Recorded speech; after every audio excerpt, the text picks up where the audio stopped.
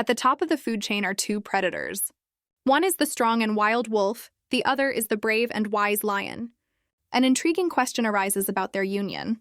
If the wolf and the lion marry, what will their child be? The answer to this mystery is about to be revealed. It has fluffy forelegs, soft and delicate, a cute little mouth and teeth like pebbles, and also long, thin ears complete the image. The result is an adorable rabbit. The bunny rabbit looks puzzled by this twist. It doesn't make any sense. The rabbit is shocked. Mommy is a wolf, Daddy is a lion, and he's a rabbit. But no matter how you twist it, whether you somersault forward or backward, he looks just like a normal rabbit. The baby's at a loss for what to do now. Born with a divine prophecy, he's become just a cute bunny. And not just any rabbit, but the one who will one day destroy his parents' bloodline. And it all started a few hours ago with a small incident. On the estate of the Aruz family, the wolf clan, a maid asks the little girl in blue where she's going. The two maids smile. The young mistress is irresistible again today. The girl goes to the door and the maids wonder whether she will wake up as a wolf or a lion. They eagerly await her transformation, anticipating something incredible. After all, she is the only daughter of the noble families of wolf and lion, the child of prophecy. Her bright green eyes sparkle with determination and anticipation. The little girl proudly proclaims, "It's me, Chloe Aruz." Chloe lives in a world inhabited by beastmen. The ancient continent is ruled by a single god, the creator of all things, who is granted a special power.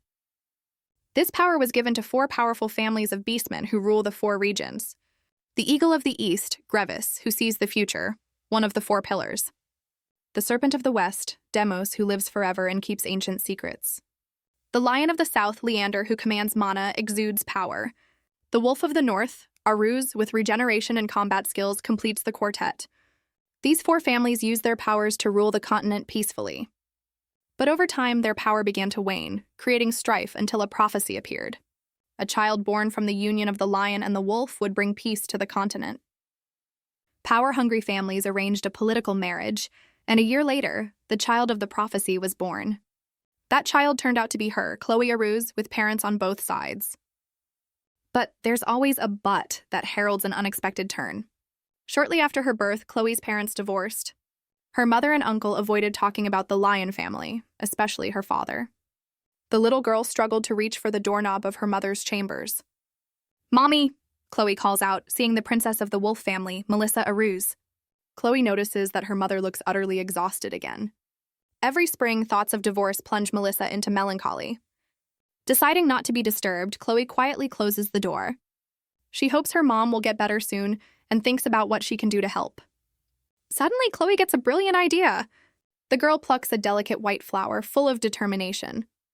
Chloe thinks that mommy loves flowers and will be happy with such a bouquet. She gets the idea to weave a wreath out of these flowers for her mom. Suddenly, Chloe hears some rustling and looks around in surprise. The girl notices that something is moving in the bushes nearby. A small white rabbit suddenly jumps out from behind the flowers. Chloe is delighted. "Wow, it's a rabbit." Delighted, she asks how he got here and whether he came to look at the flowers too. The rabbit suddenly freezes with a strange expression, and Chloe is puzzled as to what's wrong with him.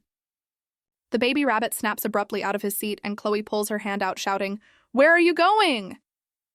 The girl is confused, wondering why he ran away. Maybe because she's a beastman and looks scary. Chloe listens in surprise. What was that sound? A bird of prey swoops through the sky with a screech. The girl anxiously suggests, could it be hawk? The huge eagle dives right at Chloe, who screams in terror. The little girl panics. "No, why is it flying right at me? We have to run." Chloe rushes away, dropping the flowers she had picked for her mom. Once safe in her room, she thinks she almost died. Her green eye swivels fearfully. "Just a little more and the hawk would have gotten me. Why did he attack?" Hiding under the blanket, Chloe suddenly realizes, "Stop, why did I run away? I'm a brave beast man." But her paws peeking out from under the blanket say otherwise. Chloe wonders why her body has become so light and sees a rabbit silhouette in the mirror. In the reflection is a white rabbit with green eyes, and Chloe is horrified to realize it's her. "What is that? A rabbit?" The little girl can't believe her eyes. Why did she turn into a rabbit? Does this really mean she has awakened a rabbit? No way. Chloe the rabbit falls on her back because her parents are a wolf and a lion. She desperately tries to awaken again, urging herself to turn back into a wolf. The bunny rabbit holds onto her head, oohing and aahing. Oh, I think I hit myself too hard. The shock of the transformation is replaced by a rush of nightmares from long-forgotten memories. A dark scene appears before her mind's eye, an ominous silhouette with a club and a shrunken figure. These frightening memories. Chloe sees a crying face from the past. Chloe the rabbit is horrified to realize, is this really her past life? And then it dawns on her, the sudden memory from her past life means that this world is the same one she read about in the novel, and she's reborn here as a minor character. The title of the novel is Prejudice, Prejudice, and Prejudice Again, and it begins with Lucian Leander of the Lion family. He kills his wife, Melissa Aruse of the Wolf family, and their daughter, and then commits suicide. This act ignites a war between the two families that threatens to destroy the entire continent. But two main characters emerge and use their powers to stop the war and bring peace. That is the plot. While reading this novel, Chloe always wondered why Lucian Leandre killed his wife and daughter, and now, trembling, she finally realizes the reason. Chloe Rabbit tearfully ponders why her father would do such a thing. The reason is probably because the child of two predators was neither a wolf nor a lion, but a sweet white rabbit. Now it's all coming to a head. Dad suspects Mom of cheating on him. Chloe decides that no one must find out about her waking up as a rabbit, or war will break out. Suddenly, a voice calls out, "Chloe, are you there?" The bunny girl freezes in surprise. "Just a second." That voice. Is it really? Chloe listens in surprise. "Mom," dazedly thinks the little girl. Oh, that's right. They were going to her birthday dress fitting today. Chloe panics. She needs to become human immediately, but she doesn't know how. Mommy opens the door, warning, "Chloe, Mommy's about to come in." Upon entering, Mom looks at her daughter in surprise, exclaiming, "Oh no, Chloe, you..." Mom is alarmed by Chloe's disheveled hair, as it was perfect that morning. Chloe, already in her human form with leaves in her hair, assures her that everything is fine, happy that she has had time to transform. Uncle Blake, aroused, the head of the Wolf family, appears in the doorway, calling his niece excitedly. The girl is surprised. "Uncle, when did you get here in time?" Uncle picks Chloe up in his arms, announcing that they are picking out her birthday dress today, and he couldn't miss it. Mommy and Uncle are doting on Chloe, and Chloe thinks about how much they love her. The little girl ponders whether she can continue to hide her waking up as a rabbit, because she hasn't yet figured out how to control the transformations. Chloe tearfully believes that her loving mom and uncle will accept her, even though she is a rabbit. Uncle and Mommy are alarmed by her tears. "Chloe, why are you crying all of a sudden?" Remembering their promises to always be on her side, Chloe decides to tell the truth. She tries to start, but Uncle assumes she's just too energetic or hungry. Mom suggests eating first, but Uncle intones that Chloe was really looking forward to today's lunch. With predatory smiles, they announce, "It's rabbit meat." Chloe interjects in shock. K-rabbit?" The sign reads, "That's right, this is where the animals live." She has a nightmare. Her mom and uncle in the guise of wolves are about to eat her, a bunny rabbit, on a plate. Chloe laughs hysterically, realizing that war is not the main problem. First, she has to hide the fact that she is a rabbit. Chloe is determined to survive in this cruel world of predators. A few hours later, in the luxurious mansion of the Wolf family. In Chloe's room, a dress fitting is in progress, but the girl is unresponsive, which worries her mom and uncle. Mom whispers to Uncle that Chloe still doesn't look too happy. Uncle sighs in agreement, as the memory of the dinner still bothers him. The scene before their eyes, Chloe screams hysterically that she hates rabbit meat and will not eat it. Suddenly, a servant announces Princess Chloe's exit, and Uncle and Mom turn around happily. Details of her new outfit glimmer, a lush pink skirt and dainty shoes. Mom covers her mouth with emotion, and Uncle can hardly hold back tears looking at his niece. Chloe appears before them in a magnificent dress, a real angel in the flesh. Mom admires Chloe's eyes, shining like emeralds. Uncle adds that her hair and apple cheeks make Chloe the cutest thing in the world. Chloe looks away embarrassed, thinking they are exaggerating. The girl blushes. Such a violent reaction embarrasses her very much. Uncle and Mom reach out to hug their little angel. Chloe laughs nervously, realizing that their raptures can last forever. She decides to change the subject, enthusiastically exclaiming how beautiful the dress is. Uncle is glad that Chloe liked it so much, because they had prepared everything in advance, which intrigued the girl. A command is given to the servants, "Come in." The maid brings in a rack full of the cutest dresses from all over the estate for their precious little girl. Mom enthusiastically suggests, "Shall we try them all on?" Chloe is shocked. Wait, all these dresses? But secretly anticipates. The girl, peering out from behind the fitting room, freezes in amazement. Later, in her pajamas, Chloe wipes her eyes. Ugh, I think I dozed off. So many fittings would tire anyone out. Suddenly, there is a furious scream. What right does he have to see our Chloe? Chloe recognizes her uncle's voice. The little girl listens anxiously to the voices coming from behind the door. Uncle Blake angrily continues. After all these years of silence, his outrage grows. He suddenly decides to remember that he's her father. Chloe is shocked. What are they talking about? Daddy wants to meet me? Uncle painfully recalls, I still can't forget the day you came back pregnant, heartbroken, asking for a divorce. Uncle recalls how his sister, pregnant and with eyes swollen with tears, still smiled while he blamed himself for her marriage.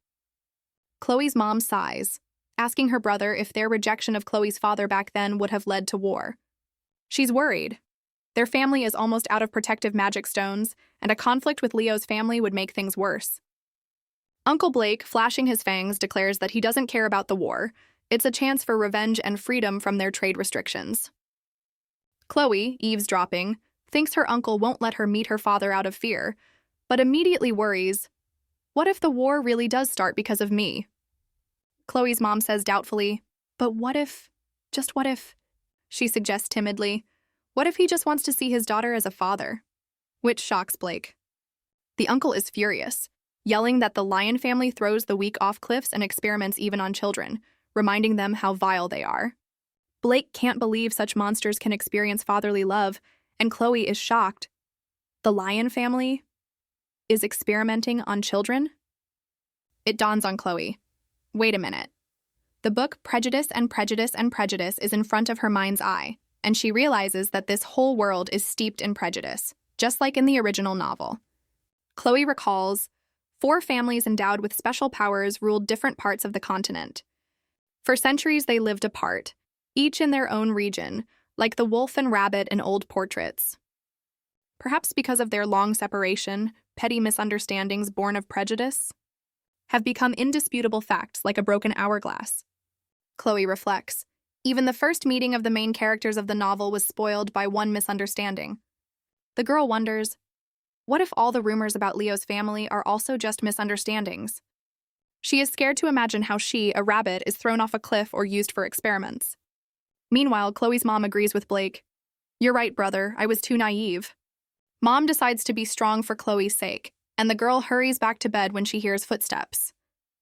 Chloe quickly dives under the covers, pretending to be asleep as the adults approach.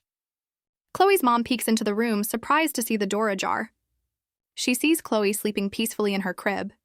Her mom gently strokes her daughter's head, admiring her serene sleep. The woman mentally promises, don't worry, daughter, mommy will protect you. Her only wish is for Chloe to grow up healthy and carefree. Mom looks at her daughter with a gentle smile and determination in her gaze. Quietly closing the door, Mom leaves and Chloe clutches the blanket. A tear rolls down Chloe's cheek as she whispers, Mommy. Chloe recalls the plot of the novel. The Lion family will destroy the Wolf family who started the war. Suddenly, maids rush into the room, enthusiastically greeting the lovely mistress. Chloe remembers how her mother and uncle adore her, their sweet daughter. The girl is horrified to realize, in the plot of the novel, they will all die. She recalls scraps of memories from her past life where she was humiliated and told that she should not exist. But this family is different. They're always on her side, her first real family who care so much about her. Chloe resolutely gets out of bed. She can't sit idly by, she will protect them. The girl sits down at the table to make sense of events and stop the coming war. The first major event is the invasion of the Lion family, during which her mom will be severely injured. Suddenly, Chloe notices something and looks up in surprise. In the reflection of the mirror, she is horrified to see that she has developed long rabbit ears.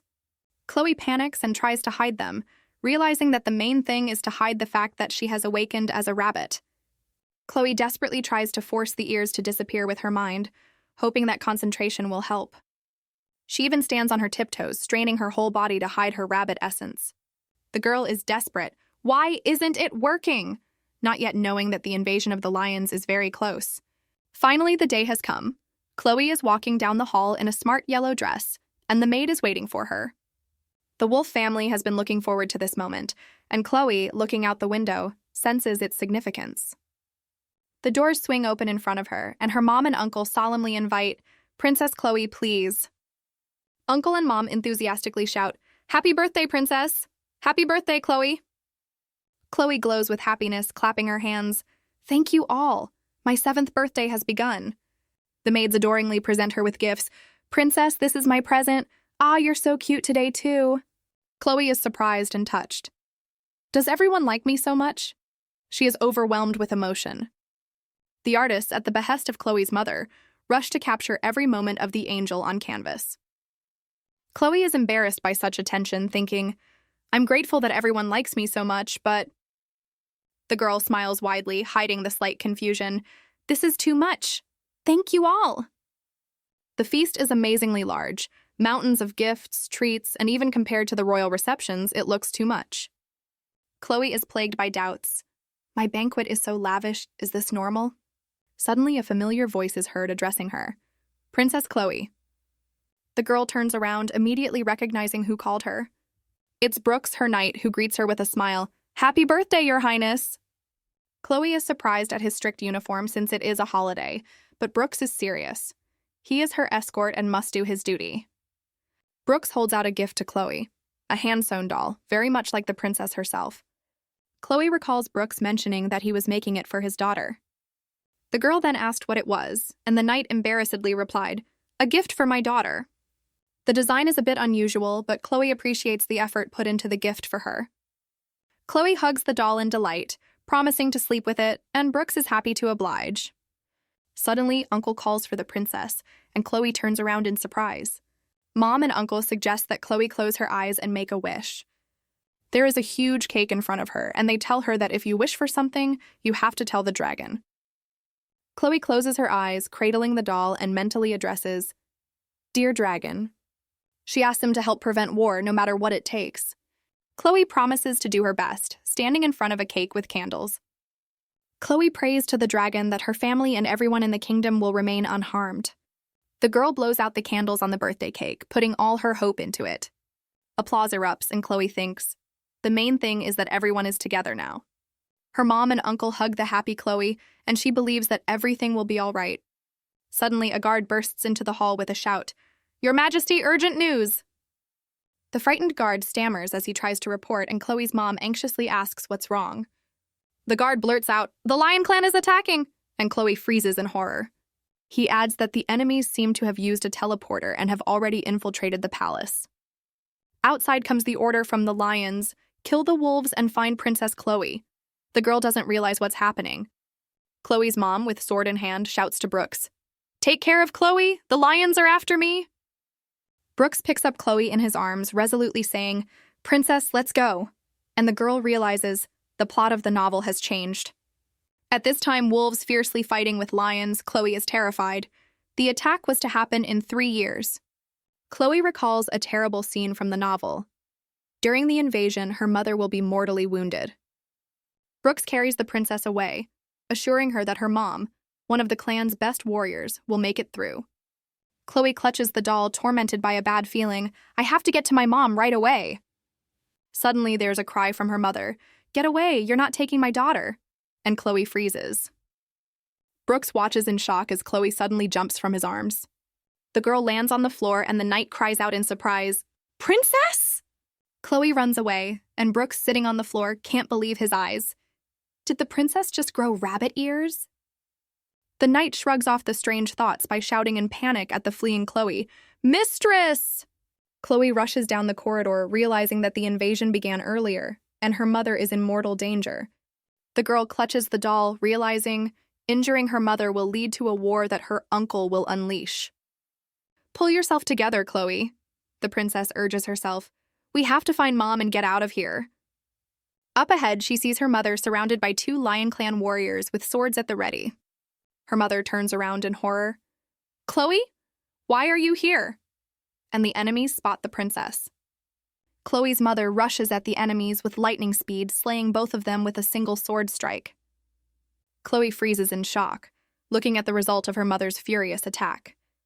Her mother's face contorts with rage. She hisses, "Those bastards!" "Chloe, close your eyes!" screams the mother, and blood splatters around as the girl squirms in terror at the doll. Mom runs up to a trembling Chloe, anxiously asking, "Chloe, are you okay?" Brooks panics as he searches for the princess and Chloe calls his name. Knight is relieved to find Chloe with her mother, happy that she is safe. Mother reprimands Brooks for putting Chloe in danger, and he is ready to be punished. Mother holds the sleeping Chloe, saying that the most important thing now is to hide her. Chloe's mother decisively declares, "I'm coming with you this time." They are at the tall tower, and Mama asks Chloe to stay here, promising to return soon. Chloe tearfully clings to her mother's dress, begging her not to leave.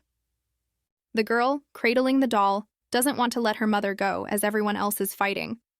The mother smiles confidently, reminding her that she is the strongest of the gray wolves and has easily defeated her enemies.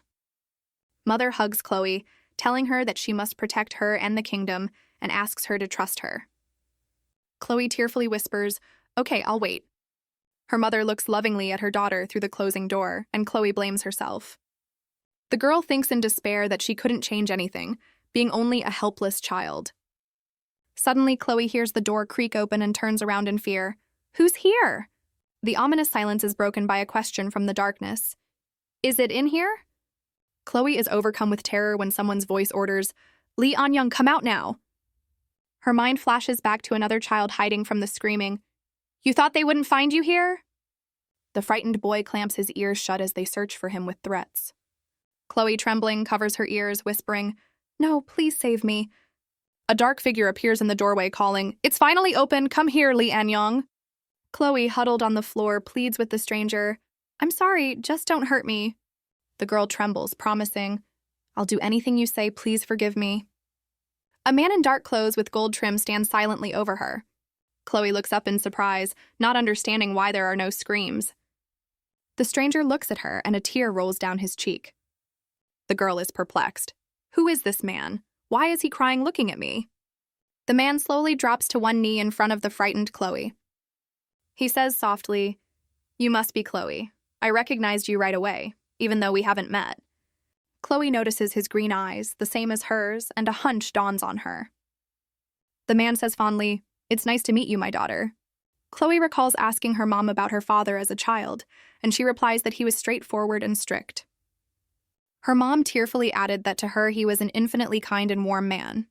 Little Chloe with huge green eyes looked perplexedly at her mother. The girl did not understand everything then, interrogating about something of her own. Mom confessed with pain and blush that sometimes it seemed to her as if she hated him. From that day, after seeing her mother's tears, Chloe never spoke of her father again.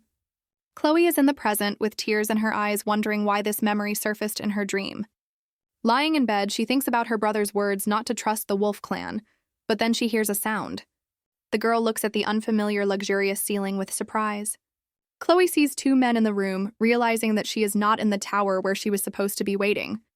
One of the men, her father, reflects that if he tried harder, Melissa would change her mind. He recalls crying as he looked at Chloe and then immediately passing out. In the flashback, an exhausted Chloe falls right into his outstretched arms. Her father cradles his unconscious daughter tightly, his face expressing pain. Duke Lucian, with Chloe in his arms, rushes away on his horse as the battle rages on. Chloe regains consciousness, pulls her arm in horror, and screams, "No!" as she sees her brother moving away. Waking up in an unfamiliar bed, Chloe realizes she has been kidnapped by the Lion Clan after all. The girl cradles the doll, and someone's voice says, "The fact of child abuse is undeniable." A hand holds a vial of poison against the spoiled food, while the voice lists the horrors. She was starved and poisoned by wild beasts. Chloe is horrified at the thought that somewhere, children really are being abused like this. Chloe hears in amazement as if she was locked in a closet until she was rescued. The voiceover adds that she was hugging a lousy doll, and Chloe is perplexed, cradling the toy. The girl realizes that all these horrors are attributed to her, and she is hurt at the thought of violence. Chloe's father sits with his head down, and the other man asks if he still doubts their testimony. Chloe mentally asks who they are, and three dark figures with red eyes appear before her. The stranger states that, according to them, Melissa despised and judged her own daughter, causing Chloe's anger. Chloe, unable to stand it, screams from the bed that her mom isn't that kind of person at all. Her father raises his head in surprise at the yell, and Chloe sits up in bed, outraged. The man continues to look toward the bed where the girl just shouted her protest. Chloe panics, wondering what she has done, snapping out of her anger, screaming. Chloe decides in a panic to pretend like she's talking in her sleep when she hears someone approaching. The girl hides under the blanket, pretending to snore and mumble something inaudible. The men talk to each other, realizing that Chloe is pretending to be asleep, and she realizes that she has been figured out. Chloe sits up abruptly in bed, stretching and loudly proclaiming that she's had a great night's sleep. Her father anxiously asks if his daughter is awake and how she feels. The girl looks thoughtfully. She thinks she has heard that voice before. A memory comes to mind. Her father on his knee says, "Nice to meet you, my daughter." And Chloe remembers her mother's wedding portrait. In front of her stands her father, Lucian Leander, with his arms crossed on his chest and a serious look. Chloe finally realizes that this man is her father, Lucian Leander. The girl looks at her father confused, not knowing how she should behave now. Chloe remembers. Her father is the one who brutally killed her uncle, the head of the Lion clan. Another man, Ian Leander, the patriarch of the Lion family, says thoughtfully, "I don't know." The girl clutches the blanket, realizing that here the slightest misunderstanding leads to war. Chloe decides to intervene to prevent conflict and timidly calls out, "Pete, excuse me." She continues that she overheard the conversation by accident and thinks there was a misunderstanding. Chloe boldly declares that her mom and uncle love her, and she loves them very much too. Her father listens to her from the back while the girl states that there was no abuse. Lucian turns and walks over to the bed, reaching out to the agitated Chloe. He gently touches her clenched fist, offering to eat first and talk later. Father and Ian leave, advising Chloe to rest properly for now. Chloe is left alone in the luxurious room, immersed in her thoughts. The girl looks at her hand with confusion, remembering her father's gentle touch. Soon, food is brought to her. A plate of steaming soup is placed on a tray in front of her. Two maids, Isabel and Cassie, sternly inquire why she has eaten so little. Chloe nervously excuses herself that she usually eats little, even though she has been told that children should eat well. The maids stare silently and intently at the girl, making her feel uncomfortable. Chloe thinks that these lionesses scare her, and from their gaze, a piece does not go down her throat. Noticing her condition, the maids remove the food, offering Chloe a rest. As they leave, one of the maids announces that there is a summoning cord next to the bed. Isabel turns around and insists that Chloe can call them at any time. Chloe sits up in bed, pondering that everyone here seems strange, and there is a guard at the door. The girl decides that she urgently needs to find a way to contact her mom and uncle. She remembers that she lost her uncle's magic bracelet during the kidnapping, and now she needs a new one. Luckily, the Leander family's abilities have to do with mana and magical stones. Chloe wistfully recalls a rumor that there are so many of these stones in the lands of the lions that one could trip over them. If that's true, she thinks, then I must find at least one nearby. Decisively jumping off the bed, Chloe announces that she will start her search from her room. She begins rummaging through drawers, hoping to find the magic escape stone. With a doll in her hands, the girl looks around the room, believing that the stone is somewhere here. Alas, after a long search in the upside-down room, Chloe, breathing heavily, realizes the stone is nowhere to be found. Chloe lies on the floor without strength, complaining that instead of stones, there are only childish things. Suddenly, under the bed, she notices some dressed-up box. The girl's eyes light up with hope. Is it a magic stone? Good, let's open it, more decisively thinks Chloe. In front of her is a simple wooden box with metal corners. Chloe stares at the find with bated breath, anticipating what's inside. Suddenly, Chibi Chloe explains that due to her parents' divorce, she has different names in her families. She adds that she's stopping by for a brief explanation to readers and says goodbye. Upon opening the drawer, Chloe sees only baby supplies, clothes, and shoes. The girl realizes in despair that the entire room is filled exclusively with baby things. Chloe recalls the plot of the original novel. The last child of Leo's family is her. A flashback pops up. Her father meets her. Chloe is touched. "Daddy, is this room really prepared for me?" Chloe scolds herself. Don't jump to conclusions. The main thing now is to find the magic stone. Chloe dreams of her mom and uncle. They're probably waiting for me. Chloe searches for the stone all night, but without success. Outside in the shadows stand two people, a man and a maid, their faces indistinguishable. Chloe is puzzled. Why does everyone get the Wolf family so wrong, like Papa and Uncle? The girl decides, I can't leave it like this anymore. She timidly calls out to someone, Pete, excuse me. Chloe confidently declares, that story is wrong. I can explain everything. The man and the maid from the shadows abruptly turn around and rush towards her. Chloe's eyes reflect their rapid approach. She frightenedly thinks, what is it? Suddenly, someone picks the girl up, wrapping their arms around her tightly. Maid Isabel holds Chloe in her arms. Lady Chloe, are you all right? Another maid excitedly exclaims that Chloe almost fell and Isabel saved her. Chloe looks down, realizing that she almost tripped over a simple rock. She realizes they rush towards her out of concern, not to attack. The servants immediately decide to reinforce her shoes and remove all the stones, genuinely concerned for her. It dawns on the girl, just as the lions misjudged the wolves, so the wolves were wrong about the lions. In that case, maybe I should be brave, Chloe thinks. She timidly asks to be shown one place and the guard immediately agrees. Chloe points to a tall tower in the distance, wanting to visit it. A glow emanates from the tower and the girl senses that something important is there. From the top of the tower, the view of all the lands of the lions opens up, striking her imagination. She is happy that she dared to ask, for it is in this tower that the magic stones are created. In the flashback, Isabel explains that the tower is the place where the magical stones are created, protected by a barrier. Isabel adds that the castle is guarded not only by high walls, but also by guards with powerful magical weapons. Chloe is horrified to realize, even a strong army will not be able to easily break through such protection. The girl realizes, even after contacting her family, they will not be able to get inside, and she will not be able to escape. Chloe desperately searches with her eyes for a gap in the defense, a weak spot, through which it would be possible to get through. Back in the present, Isabel gently takes Chloe's hands, noticing her anxiety. The maid gently reassures the girl, promising that there will be no more dangerous incidents. Suddenly, knights appear, swearing to protect Lady Chloe at the cost of their lives from vicious wolves. Chloe wonders if she looked like she was afraid of the wolf family, and realizes that this will make it difficult to meet her family. Chloe's hand grips the tower railing tightly as she ponders the situation. Chloe loudly proclaims that nothing bad happened to her in the wolf family. She was loved there. The servants relent, figuring she's just pretending not to bother them. Chibi Chloe is desperate. These people don't listen to her at all. Chibi Chloe stomps her foot, begging them to listen to her truth. Suddenly, her shoe slips off the edge. Chloe loses her balance and begins to fall off the tower. Isabel looks down in horror as she sees Chloe flying. The maid and the knight rush to the railing in panic. Isabel screams, "Lady Chloe!" There is fear in the eyes of the falling Chloe. No way. Chloe flies downward, thinking desperately, I still don't want to mind. Chloe opens her eyes in someone's arms, perplexed. Yeah, still alive? A familiar voice makes her flinch. She recognizes it? Her father holds her, menacingly asking why his daughter was falling from the tower.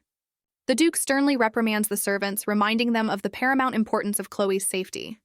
Isabel admits guiltily. They relied too much on the magical protection of the walls. The girl peeks out from behind her father's shoulder, surprised at the mention of protective magic. Chibi Chloe sees the hovering debris of the railing. Magic really does exist. Suddenly, she remembers the Duke and decides to stand up for the servants, but her father is adamant. Chloe tries to explain that she herself begged to be taken to the tower and was warned. Her father sternly orders her to keep silent because the servants had a duty, and Chloe is frightened by his strictness. Chloe snuggles up to her father, thinking, if I keep silent, these good people will be punished because of me. The girl ponders how she can make her father forgive the servants, remembering her tricks in the wolf family. She resolutely grabs her father's camisole. Please don't punish these people. Her father tries to object, but Chloe, clutching the brooch, suddenly exclaims, Ah! With an incredibly cute and desperate look, she screams, Daddy-ah! The servants and the Duke freeze in shock. Did Lady Chloe really just say daddy? Chloe, blushing, embarrassedly thinks, did I overdo it a little? Chibi Chloe giggles nervously in the background of the tower as the crows caw ominously. Close up, Chloe is still blushing, her pretty face expressing embarrassment and hope. The Duke looks at his daughter. his stern expression softening slightly under her pressure. Chloe realizes that her daddy has shocked everyone, including the servants. The Duke gently takes her hand, saying, "Chloe." He tells her she doesn't need to call him daddy if she finds it difficult. Dad gently lowers Chloe to the floor. He drops to one knee, looking into her eyes. "When you really want to call me that..." Duke finishes with a warm smile. "Then you'll call me daddy." Chloe is touched. He noticed her confusion and showed sensitivity, and she begins to understand her mom. In the flashback, Chloe's mom sadly admits that there were times when she even hated the Duke. Chloe realizes, was her mother's love for her father so strong that his kindness hurt her?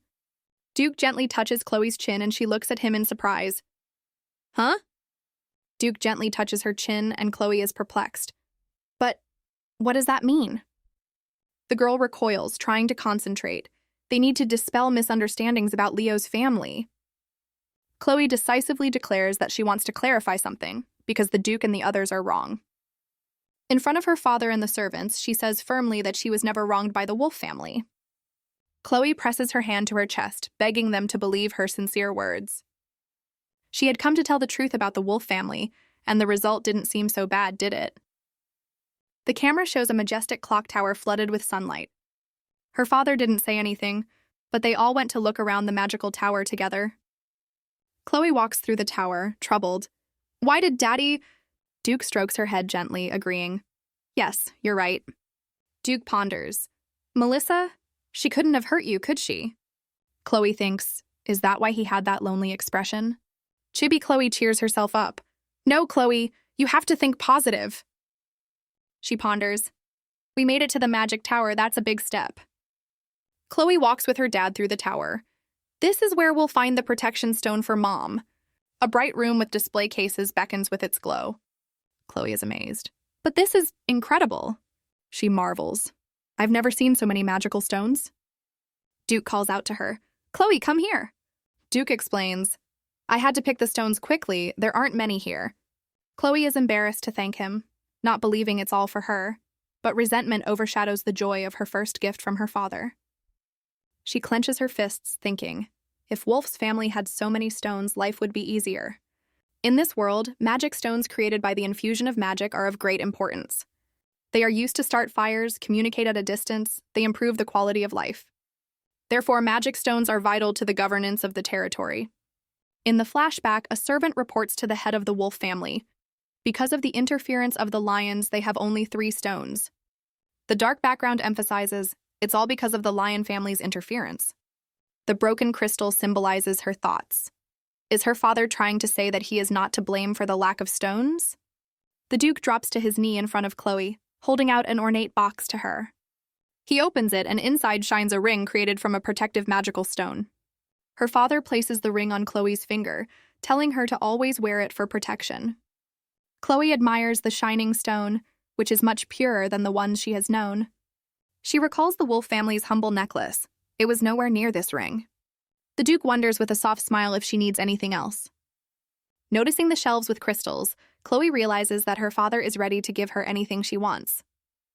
The girl resolutely clenches her fists. Now, with protective magic, it's time to act. Embarrassed but firmly, she declares her desire to hunt birds, asking for a medium for communication. Later, the servant, apologizing for the disturbance, addresses the Duke seated at the table. The Duke, after listening to the report, calmly clarifies whether Chloe was successful in catching the birds. Chibi Chloe with a net furiously pursues the pigeon, and the servant admiringly describes her ferocity. The Duke utters with a slight smile, "I am calm." However, the servant reports, protective magic has been triggered in Chloe's room. The target of the activation was a bird, and the coordinates pointed to the territory of the Wolf family. Her father expected this, giving her the stone and tells her to leave everything as it is. The Duke anticipates the imminent attack by the Wolf family and orders the guards to be doubled. He walks away resolutely, leaving the servant to carry out the order.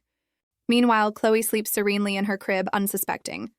The Duke looks fondly at his sleeping daughter, noting that her sleeping habits are like her mother's. He presses his hand to his chest thoughtfully, sinking into his memories. A radiant image of a woman lovingly calling to him, "Oh, Lucian," pops into his mind. In his memory, his wife promised to love their child in a way that would make the world jealous. The Duke bitterly whispers his late wife's name, Melissa. He clutches the cheap bracelet, reflecting on Melissa's feigned concern for Chloe. The Duke looks at the jewelry with disdain. Is this really your idea of love? For 7 years, he has sent the finest stones to the Wolf family, wanting the best for his daughter. His thoughts torment him. How much Chloe has been neglected by not giving her a single stone? He recalls Chloe's words denying the mistreatment in the Wolf family. Duke realizes, even after everything, Chloe was trying to protect the wolves, and he was only comforting her. Looking at his sleeping daughter, he decides he will never forgive the Wolf family. The Duke is determined. Those who dared to hurt his daughter will pay for what they have done. Night falls on the Wolf family's mansion, Aru's Manor. In their bedroom, someone is restlessly tossing and turning and wakes up. A shining dove wakes a woman with silver hair. She is surprised. On the bird's foot, she notices a ring with a stone and a tiny scroll. A protective magic stone and a note flashes through her mind. The woman carefully unwraps the message brought by the pigeon. Tears of emotion come to her eyes. It's from Chloe, isn't it? She presses the note to her heart. You're safe. Daughter, I'm coming for you. Her face contorts with rage. And how dare you, Lucian Lancaster, harm my daughter? You will pay. Meanwhile, in the Wolf family meeting room, the next issue is being discussed. The heir to the Lion family. The Duke announces his intention to appoint a new heir to the Lion family, since he doesn't have an official marriage yet. Chloe is shocked, wondering who will be the heir. The novel did not mention this.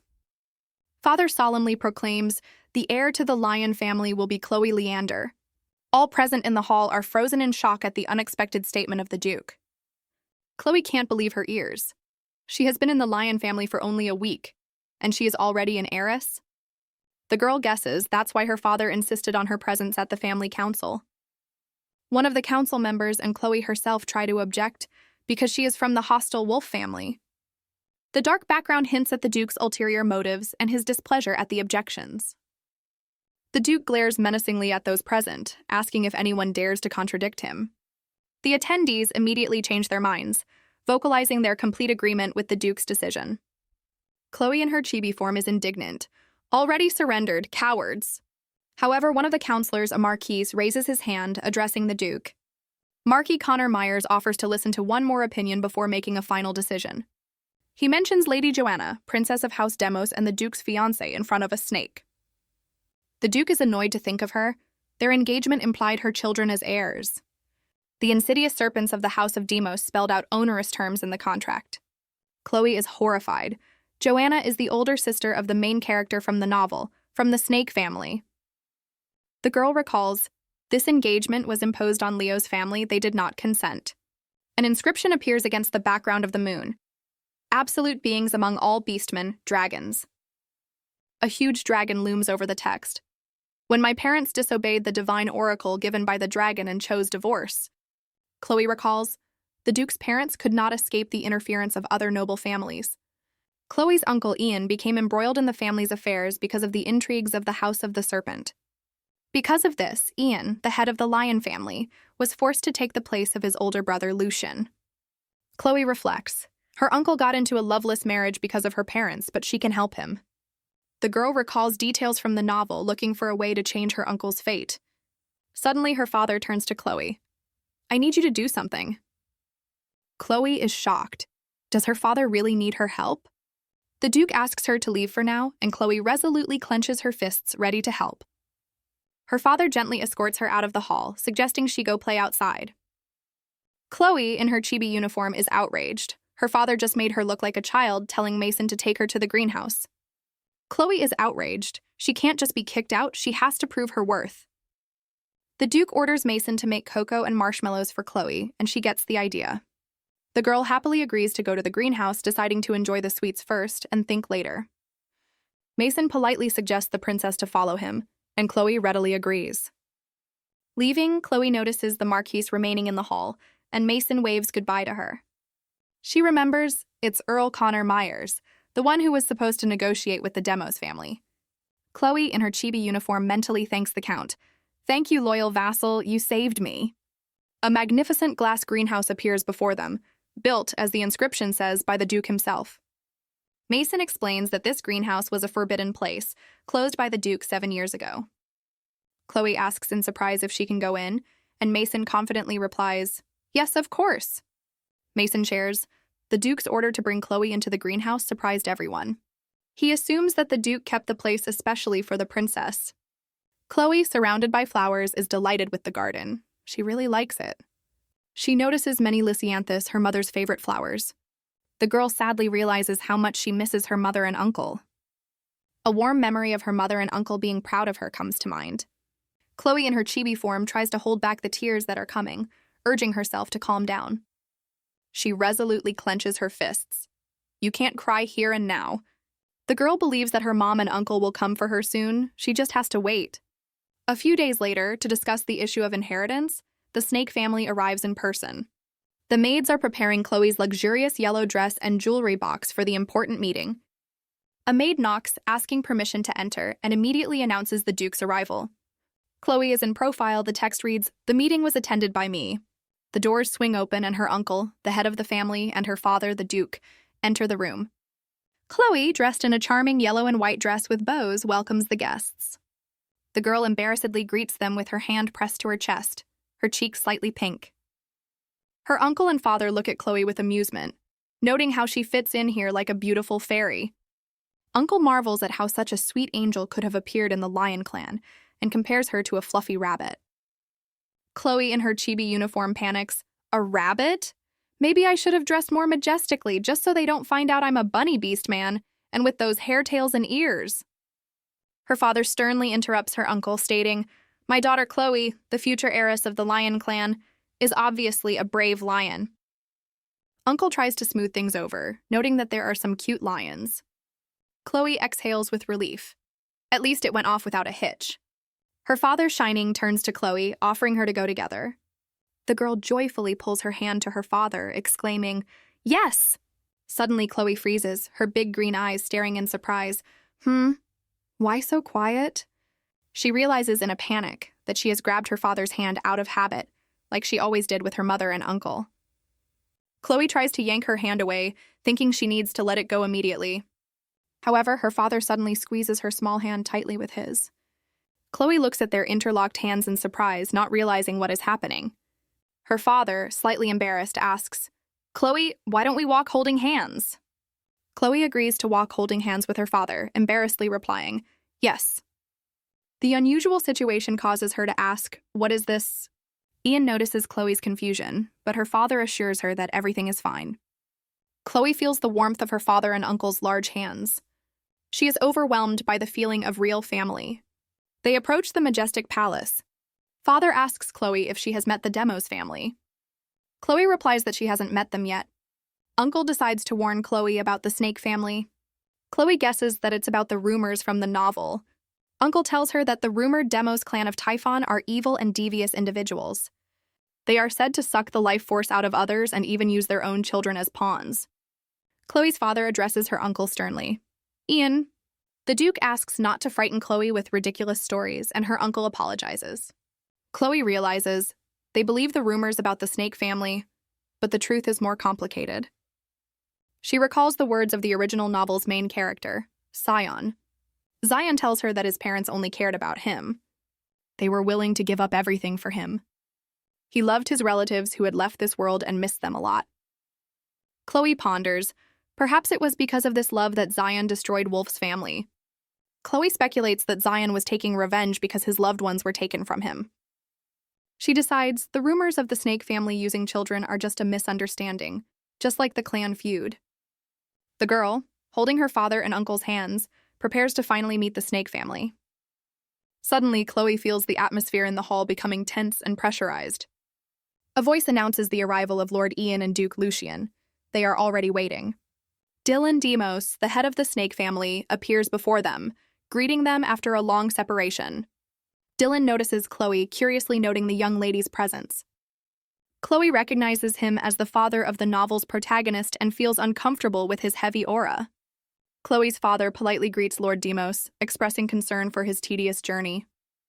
The Duke, with an icy smile, inquires about his bride's health, hinting at the possible disruption of the wedding. Dylan informs with a smile that his daughter is ill, but he will arrange for them to meet soon. Chloe's chibi uniform frowns. As expected, the families are clearly not on the best of terms. Instead of a daughter, Dylan introduces his son, who is Chloe's age, and asks to be nice to him. Chloe recalls the description: hair the color of the night sky, eyes clear azure. In front of her is a boy with piercing blue eyes, the protagonist of the novel. The graceful facial features are all Sion Demos, her favorite character, appearing so soon. The boy takes a step forward and speaks briefly. Hello. With a slight smile, he introduces himself. I am Zion Demos, heir to the Demos family. Chloe is surprised and confused. What is this? He's not at all what I imagined him to be. His eyes should be clear, but why do they seem so empty? So cold. Chloe's father notices her condition and worriedly asks if she's okay. The Duke thinks Chloe is very nervous, perhaps because of the tense atmosphere. The father suggests that Lord Demos let the children play in the garden while the adults talk. Dylan refuses at first, but his wife, Lady Demos, suddenly appears. Lady Demos imperiously orders Zion to go play with the young lady, and he obeys. Chloe notices how the expression on Lord Demos's face has changed and hesitates. Her father encourages Chloe with a smile, suggesting that she go play too. Chloe decides to go and runs off following Sion towards the garden. A magnificent sun-drenched palace garden spreads out in front of them. However, Chloe can't help thinking about Sion's strange blank stare. Chloe wonders if something has happened that she doesn't know about. She decides that she must get close to Sion and find out. Sion is sitting on a bench in the garden, immersed in reading a book. Chloe runs up to him, introduces herself, but the boy does not react. She tries to make conversation by offering strawberry cake, but Sion keeps silent. Chloe is puzzled. Why doesn't he answer? Is he shy? A thought occurs to her. Maybe she should try the approach from the original novel. Chloe begins to tell about a greenhouse flooded with sunlight. Zion blushes slightly, and Chloe is pleased to notice his reaction. Suddenly, the scene changes. A dark snake in a gloomy, damp place. Chloe remembers, in the novel, Zion, like the snake, liked sunbathing. Her hunch is correct. Zion reacts, but immediately turns coldly to her. Hey, you. The boy disdainfully asks if she has any pride since she's imposing after being ignored. Chloe babbles that she just wants to be friends, and Sion chuckles crookedly. How funny. He wryly wonders if she's trying to ingratiate herself to Duke Leander through him. Sion adds that he saw her earlier trying to please Duke Lucian. Leaning in, he calls her lust for attention frankly pathetic. Chloe is stunned by his words. What? I'm pathetic? Anger overwhelms the girl and she screams, You! What did you just say? Chloe is furious, demanding that he not talk about something he totally doesn't understand. Zion, stunned, sits on the ground after Chloe's shove. Chloe hides in her room under a blanket, clearly worried. Stupid Chloe, I pushed Sion out of annoyance, the girl berates herself.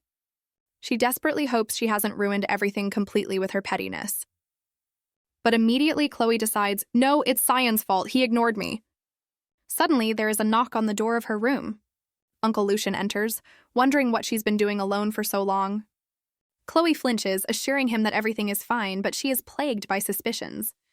Did Sion really press the adults about me pushing him and running away? She panics. Uncle asks if Zion has left, and if Chloe is upset about her new friend's departure. Uncle Lucian informs her that the meeting has dragged on, but Chloe will see Zion again soon. With a bright smile, Lucian suggests that Chloe go on a date with her uncle. With her eyes closed, Chloe asks where they are going as Lucian leads her. Her uncle says they're almost there and asks her to hang on a little longer. When Chloe opens her eyes, she gasps. A breathtaking view spreads out before her. The girl is amazed. The world shines like a jewel. Lucian smiles contentedly. Lucian gently strokes Chloe's head, saying that this is the Leander family's secret place. He confesses that he wanted to show it to her as soon as possible, welcoming her into the family. Chloe is deeply touched by his words, her eyes wide with wonder. Suddenly, a dark vision flashes. Lucian with a sword over a defeated enemy, a reminder of the plot of the novel. Chloe remembers being afraid of her uncle and trying to stay away. The girl realizes with a slight blush that now she feels sorry for some reason. Suddenly, an assistant appears, shouting that the Duke is missing and the work stands. Chloe asks her uncle in surprise if he's been truant, and he flinches. Lucian, coughing, declares that the head of the family also needs rest, and this is his break. The girl is amazed. Her uncle sulks like a child demanding a rest. So unexpected. The Duke, slightly embarrassed, suggests postponing work matters for another time. He gently explains that today he only wanted to welcome Chloe to the Leander family. Chloe thinks about it. Perhaps she herself is a prisoner of stereotypes from the novel. Back in the room, Chloe shouts, "Come out!" and furiously swings a toy sword. Chloe, with the toy sword, furiously attacks an empty chair in her room. The girl collapses on her bed, lamenting that she has been trying to do something for hours now to no avail. She reflects that she has tried everything in her spare time to unlock her ability.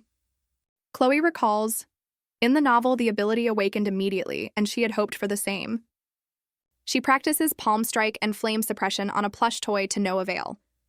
A frustrated Chloe with cute hair ears realizes all her attempts have failed. She worries, having awakened as a rabbit, why hasn't her ability manifested yet? Chloe anxiously looks at her palms, wondering what her gift is. Suddenly, there is a knock, and someone politely asks if they can enter Chloe's room.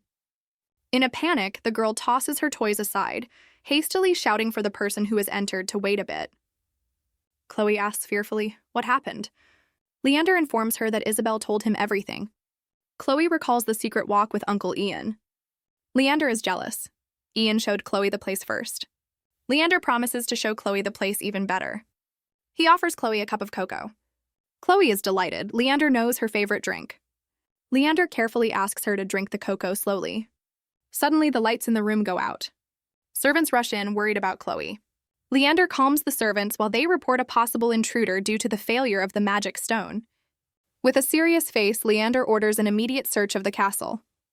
The guards immediately take the order to execution. Leander tells Chloe that he needs to look around for a while. The girl is surprised. He promises to return quickly and asks Chloe to wait for him here. The door closes behind Leander, leaving Chloe in the room. Chloe thinks that everyone has gone to look around the castle. The girl senses someone's presence at the window. Suddenly, the window shatters and a hooded figure bursts into the room, aiming at Leander.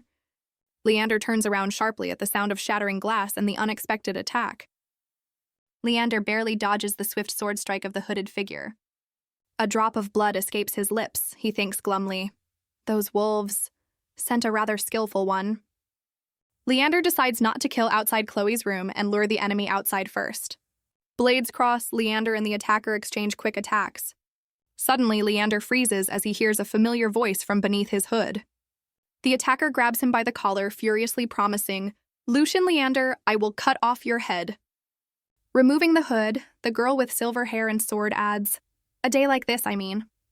Leander looks at her in amazement, recognizing her. Melissa?" The door of Chloe's room is ajar, and a concerned question comes from there. "Duke, is something wrong?" Chloe peeks out, saying she heard a loud noise, catching Melissa off guard. Melissa drops her sword, caught off guard by Chloe's appearance. She immediately rushes over to the girl, hugging her tightly and asking if she's hurt. Chloe, with tears in her eyes, whispers incredulously, "Mommy?" Melissa assures her that this is not a dream, and she has come to take Chloe home to her wolf family.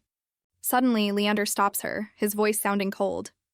With sword in hand, he menacingly asks who let her take Chloe. Leander states firmly, "Chloe is my daughter, you can't take her away."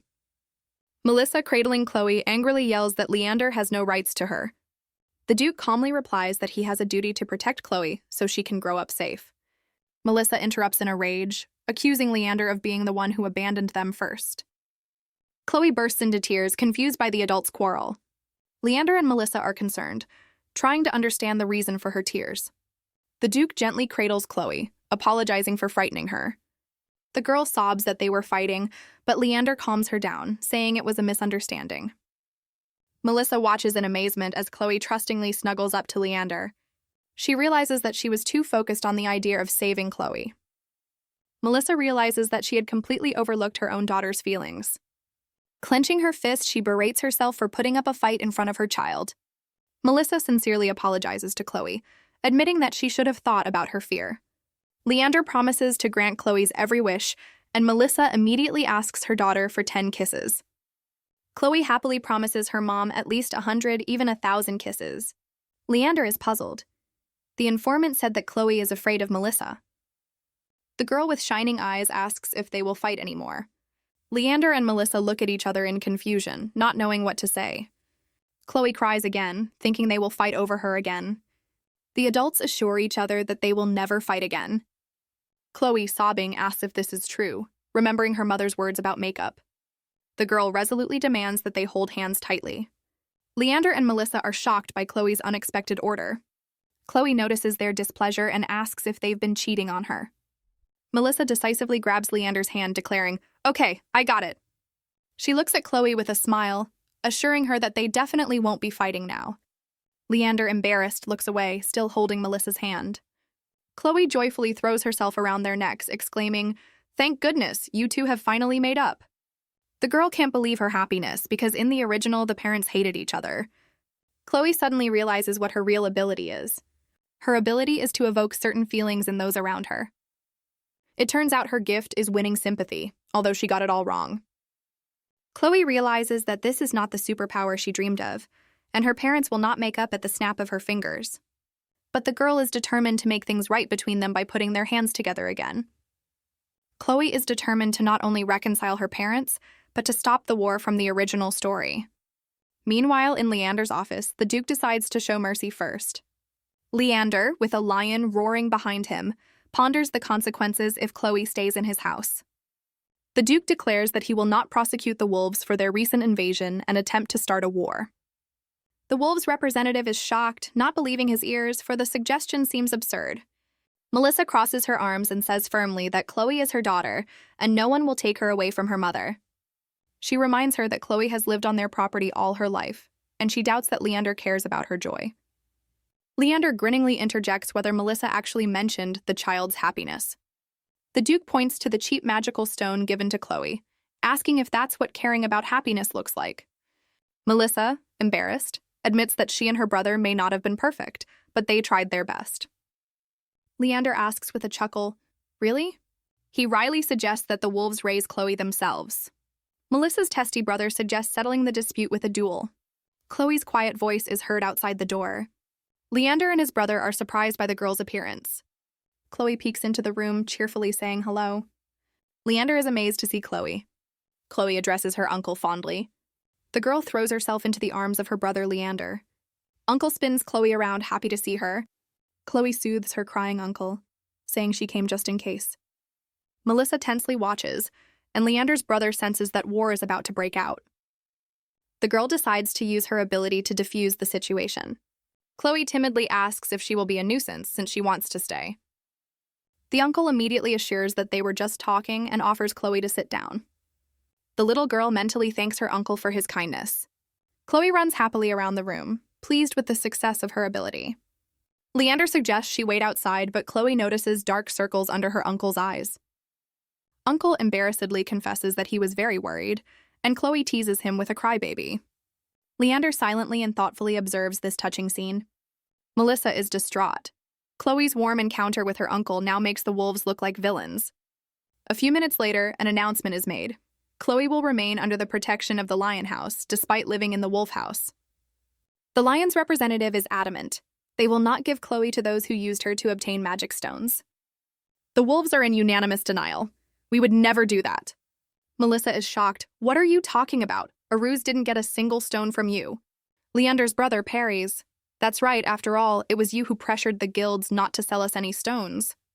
Melissa's brother is stunned by such a brazen accusation. He shouts in rage, "How could you fall so low, and now you want to take Chloe away too?" Chloe's uncle objects.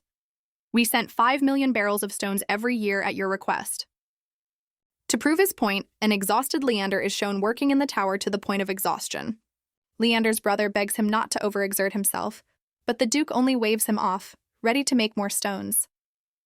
Leander thinks hopefully that hard work will allow him to see Chloe again.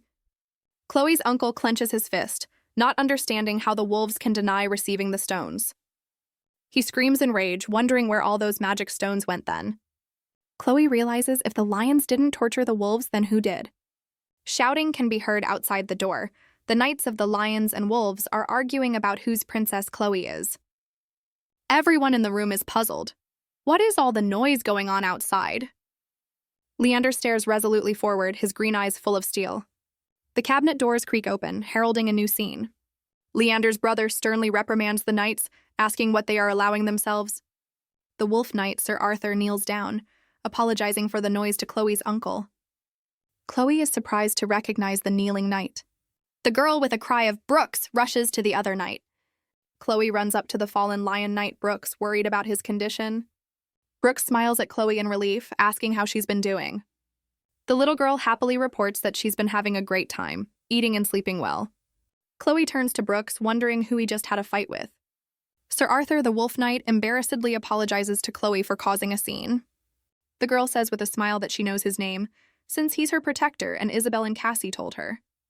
Sir Arthur is touched to the core by her concern, berating himself for scaring her. Sir Arthur is humbled to accept any punishment for his misdeed. Chloe gently stops him, assuring him that everything is all right, because they both acted for her. The girl adds with understanding that she knows. The knights just wanted to protect her.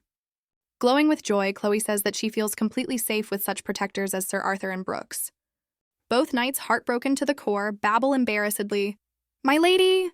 Brooks declares Chloe to be an angel, and Sir Arthur embarrassingly agrees while the girl rejoices in the power of her ability. Leander's brother watches with a smile, and Leander suddenly has a thought. Wait a minute. Leander realizes, if even the elite knights of the wolf are without magic stones, then a terrible suspicion arises in his mind. Did the House of the Wolf really not receive them? Leander can't believe in such a possibility. Doubt overwhelms him.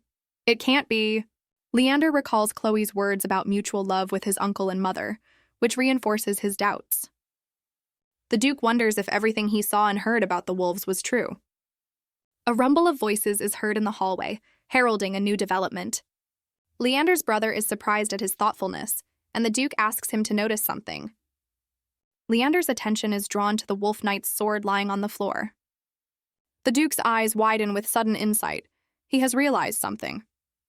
Leander points out, there are no magical stones in the wolf knight's weapons. They came with ordinary swords. Leander's brother agrees that this is strange, and the Duke decides to test Aruse's words. Leander confidently declares that the version about not receiving the stones is true, and calls Mason. Mason immediately responds to the Duke's call and hurries to fulfill his orders. Leander orders Mason to bring a list of the stones sent and Aruse's request. Mason, with an impenetrable face, silently listens to the Duke's order. The aide replies briefly, "Understood," and withdraws. The scene changes to a view of the night sky, foreshadowing secret events. Suddenly, another servant bursts into the study shouting, "Your Grace, trouble!" Leander wonders what's wrong, and the servant explains that he followed Mason because of the importance of the documents. He reports that Mason turned down a strange passage and had to stop him. The servant recalls calling out to Mason, asking him to wait. Suddenly, Mason attacked him, which shocked the servant. The servant panics and asks what is happening, adding that Mason saw the knights running to the noise. The servant grimly recounts that Mason, realizing he had been caught, clucked his tongue. And right on the spot, without waiting for the proceedings, Mason killed himself. Leander and his brother are shocked. The Duke unbelievingly interjects, "What did you say?" Another servant reports that he has brought the requested documents and the scroll with the magic stone found in Mason's room. Leander's brother examines the scroll. It bears coordinates outside the lands of Aruse, and all servants associated with Mason have been checked. With a grim look, he reports that they have all lost their lives too, and worries about Chloe and Melissa. A servant assures him that they have been moved to the ladies' room, protected by the strongest magical stones in the castle. Leander suggests that the suicides are only the ones caught, and that there are still traitors lurking in the castle. The Duke firmly orders an investigation to find all the spies and find out who is behind it, by any means necessary. The servant immediately replies, "Yes, understood," ready to carry out the order. Leander's brother Ian anxiously addresses the Duke. He reminds him that their spies in Arousa have often provided false information. Doubts gnaw at Ian. Should he trust the latest reports? Leander, voiceover, is certain the men they have recruited cannot lie. Ian's agreement is heavy. The dark figures of their agents loom behind him. Inwardly, he convinces himself, it must be so, the Duke is not wrong. Meanwhile, Ian and his sister search Chloe's room for evidence of mistreatment. Ian's hand reaches for the floor. He exclaims, "I knew it!" The Duke's brother squeamishly holds up a simple doll, but Chloe says it's a gift from Brooks. Ian's sister looks curiously at the box she found. What's this? Ian's sister opens the box and there are new baby things in there. She remembers that there was no nursery like this here, and wonders who all this was prepared for. A sudden knock on the door interrupts her musings, and a voice outside asks permission to enter. Chloe recognizes Brooks's voice and volunteers to open the door. Duke's sister opens the door and asks Brooks if he's searched everything. Brooks reports that they have checked all the places from the spy's reports. However, the knight reports that neither the test subject nor the laboratory exists, shocking his sister. The girl asks in bewilderment if there is nothing even in the basement of the main manor. Brooks confirms that there are no signs of abuse there either. Sister Leandra is stunned. No evidence, no laboratory, so Sister Leandra stands in the doorway stunned by Brooks's words. A question flashes through her mind. What did she believe all this time? Chloe is relieved that her mother has realized that the rumors about the Lion family are just rumors. The girl decides that it's time to act on her plan before the misunderstandings dissipate. The camera shows a majestic mansion, where the following events will unfold. Chloe, already in a different dress, hurries someone. Hurry up, let's go together. She firmly drags two surprised men by the hands, saying that they need to go to the boardroom. The men look at each other confused, not knowing what's going on. Chloe promises to explain everything on the spot, assuring them that they won't regret it. The little girl triumphantly leads them, happy that her scheme has succeeded. Footsteps echo as someone approaches the grand meeting room doors. Bam! Chloe bursts in, a triumphant smile on her face, her two bewildered escorts in tow. Lucian, clearly irritated, snaps, Chloe, why these two? I thought this was a private chat. Chloe waves a dismissive hand. Oh no, Your Grace! This news is for everyone's ears! With a dramatic flourish, she reaches behind a grand chair. The reason I've summoned you all. She pulls out her surprise, her voice ringing with importance. The real reason we're all here today. Chloe proudly presents a childishly scribbled document, is because of this. Lucian and Melissa stare, utterly dumbfounded, as one of the men gasps. This is... Chloe beams. My heart ached seeing our families fight, so I made a contract for peace. With adorable confidence, Chloe announces to the stunned room, I'll read it to you. Chloe unfurls her masterpiece, the first clause boldly declaring, Leander allows Aru's free trade of magic stones. First, she proclaims, the Leander family, her voice echoing with childish authority, will permit the Aru's family to freely trade those coveted magic stones, she finishes, beaming.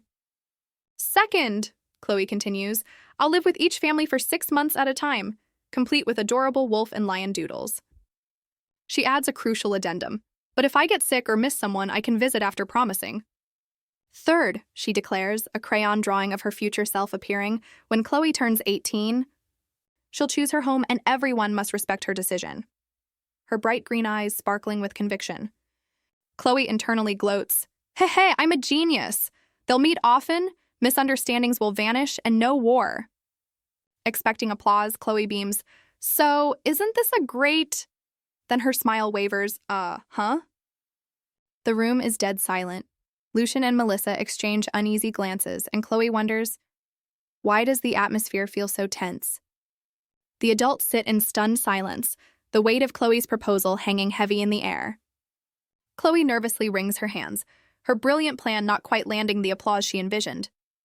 Her little face falls. I just wanted everyone to be happy with it, she thinks, crestfallen. One of her escorts looks on as Chloe's innocent wish for peace echoes in her mind. And have fun without fighting. Melissa's fist clenches, a sudden realization dawning. Chloe is such a perceptive child. Turning to the little mediator, Melissa begins. Chloe, her voice softer now. Melissa apologizes.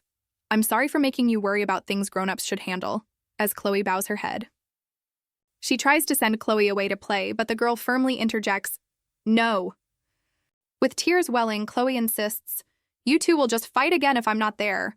I don't want to see it. Lucian, visibly moved, stammers, Chloe, as her heartfelt plea strikes a chord. Lucian, his expression unreadable, finally breaks the silence, addressing Leander. With a firm gaze, he declares, I will accept Chloe's proposal. Chloe's eyes widen in disbelief, a blush creeping up her cheeks as she stammers, What? One of the men, clearly agitated, exclaims, Brother, shouldn't we discuss this a bit more? Lucian, however, turns to Chloe with a disarming smile.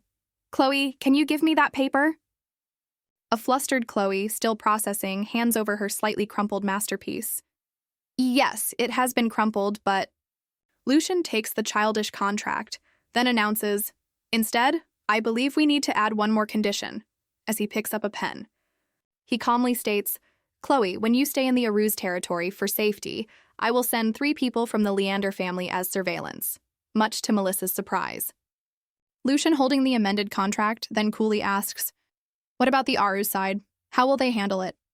Melissa, clutching the document, meets his gaze and firmly states, All right, we agree. Melissa, not to be outdone, declares, But we will also set a condition on our side. Lucian, ever cautious, inquires, What's the condition? As Melissa poises her pen. With a sly smile, Melissa reveals, Our condition is ready to add her own terms to the peace treaty. The sun shines brightly on the Leander estate, perhaps heralding a new, albeit complicated, era. Lucian gently takes Chloe's hand, his voice softening as he addresses her directly. Chloe. He lays down some Uncle Lee ground rules. Eat well, no picky eating, and call me if anything's wrong. Lucian pulls Chloe into a hug, admitting, The castle will be too quiet. I'll miss you, Chloe. Chloe, ever the negotiator, looks up thoughtfully, a new idea already brewing. She innocently asks, Even if I'm not sick, can't Uncle visit sometimes? Catching her escorts off guard. Chloe adorably bargains, just once a month, and if he eats too much, I'll share my food. Lucian, with a warm smile, readily agrees. I understand, Chloe, I'll do that. But he adds a playful condition. In return, when you're in Aruz territory, you must invite both me and your father, okay? Chloe's face lights up with pure joy. Yes, I definitely will. As Lucian prepares to depart, he says, Then we'll get going now. See you next time, Chloe. And she replies, Okay, Uncle. Take care. Chloe waves enthusiastically as the Grand Leander carriage pulls away. One of her escorts gently takes her hand. All right, Chloe, shall we go inside now? He reassures a slightly wistful Chloe. You'll be able to see your uncle again soon. The escort's expression turns serious, a determined glint in his eye as he murmurs, So... Melissa then appears, a gentle smile on her face. For now, shall we go to the room and play with Mom? The scene shifts, ominously recalling Melissa's earlier declaration. Our condition is... Chloe's father, with a resigned, what else am I going to say, lays down Aruz's condition. When Chloe is in Leander territory, we're sending 3 of our own as surveillance. He then dramatically declares, And I, of course, will be one of them, causing an off-screen Leander official to exclaim, What does that mean? Melissa, ever composed, delivers the final word with a smirk. And on this point, there will be absolutely no negotiation. Chloe's mind whirls. Wait, if Dad's going and Mom's involved, does this mean Mom's staying in Leander territory too? A brilliant new scheme sparks in Chloe's eyes as she imagines leading her parents, hand in hand, down a path of reconciliation. Yes, she internally cheers. For the next 6 months, I'll use my genius to help Mom and Dad fix their relationship. Their expressions? Pure, unadulterated shock. Chloe, the master strategist, reasons, if they're stuck together constantly, misunderstandings will vanish. Relationship upgrade, here we come. Heh, this brilliant matchmaking idea only just occurred to me, Chloe muses, before a past argument between her parents surfaces in her mind, her father saying, That's why I said it's unnecessary. The memory continues with her mother's sharp retort. And I asked why. In the flashback, her father holds a device, insisting, I didn't put anything in except the protective feature. Check the blueprints if you want. But Mother dismisses it. I don't need that, and I'm not taking it from you. Back in the flashback, Melissa scoffs, I'm giving it because I'm Chloe's guardian, and as long as Leanders behave, I'm fine. Chloe, watching this memory unfold, sighs internally. Mom and Dad are so incompatible, bickering over a simple bracelet. Her father, in the flashback, raises a skeptical eyebrow, his voice dripping with sarcasm. Oh, really? He then coolly places the emerald bracelet down. Then throw it away, do whatever you want. It's your call. Little Chloe, witnessing this icy exchange, panics. Uh-oh, Dad's really mad. This could blow up big time.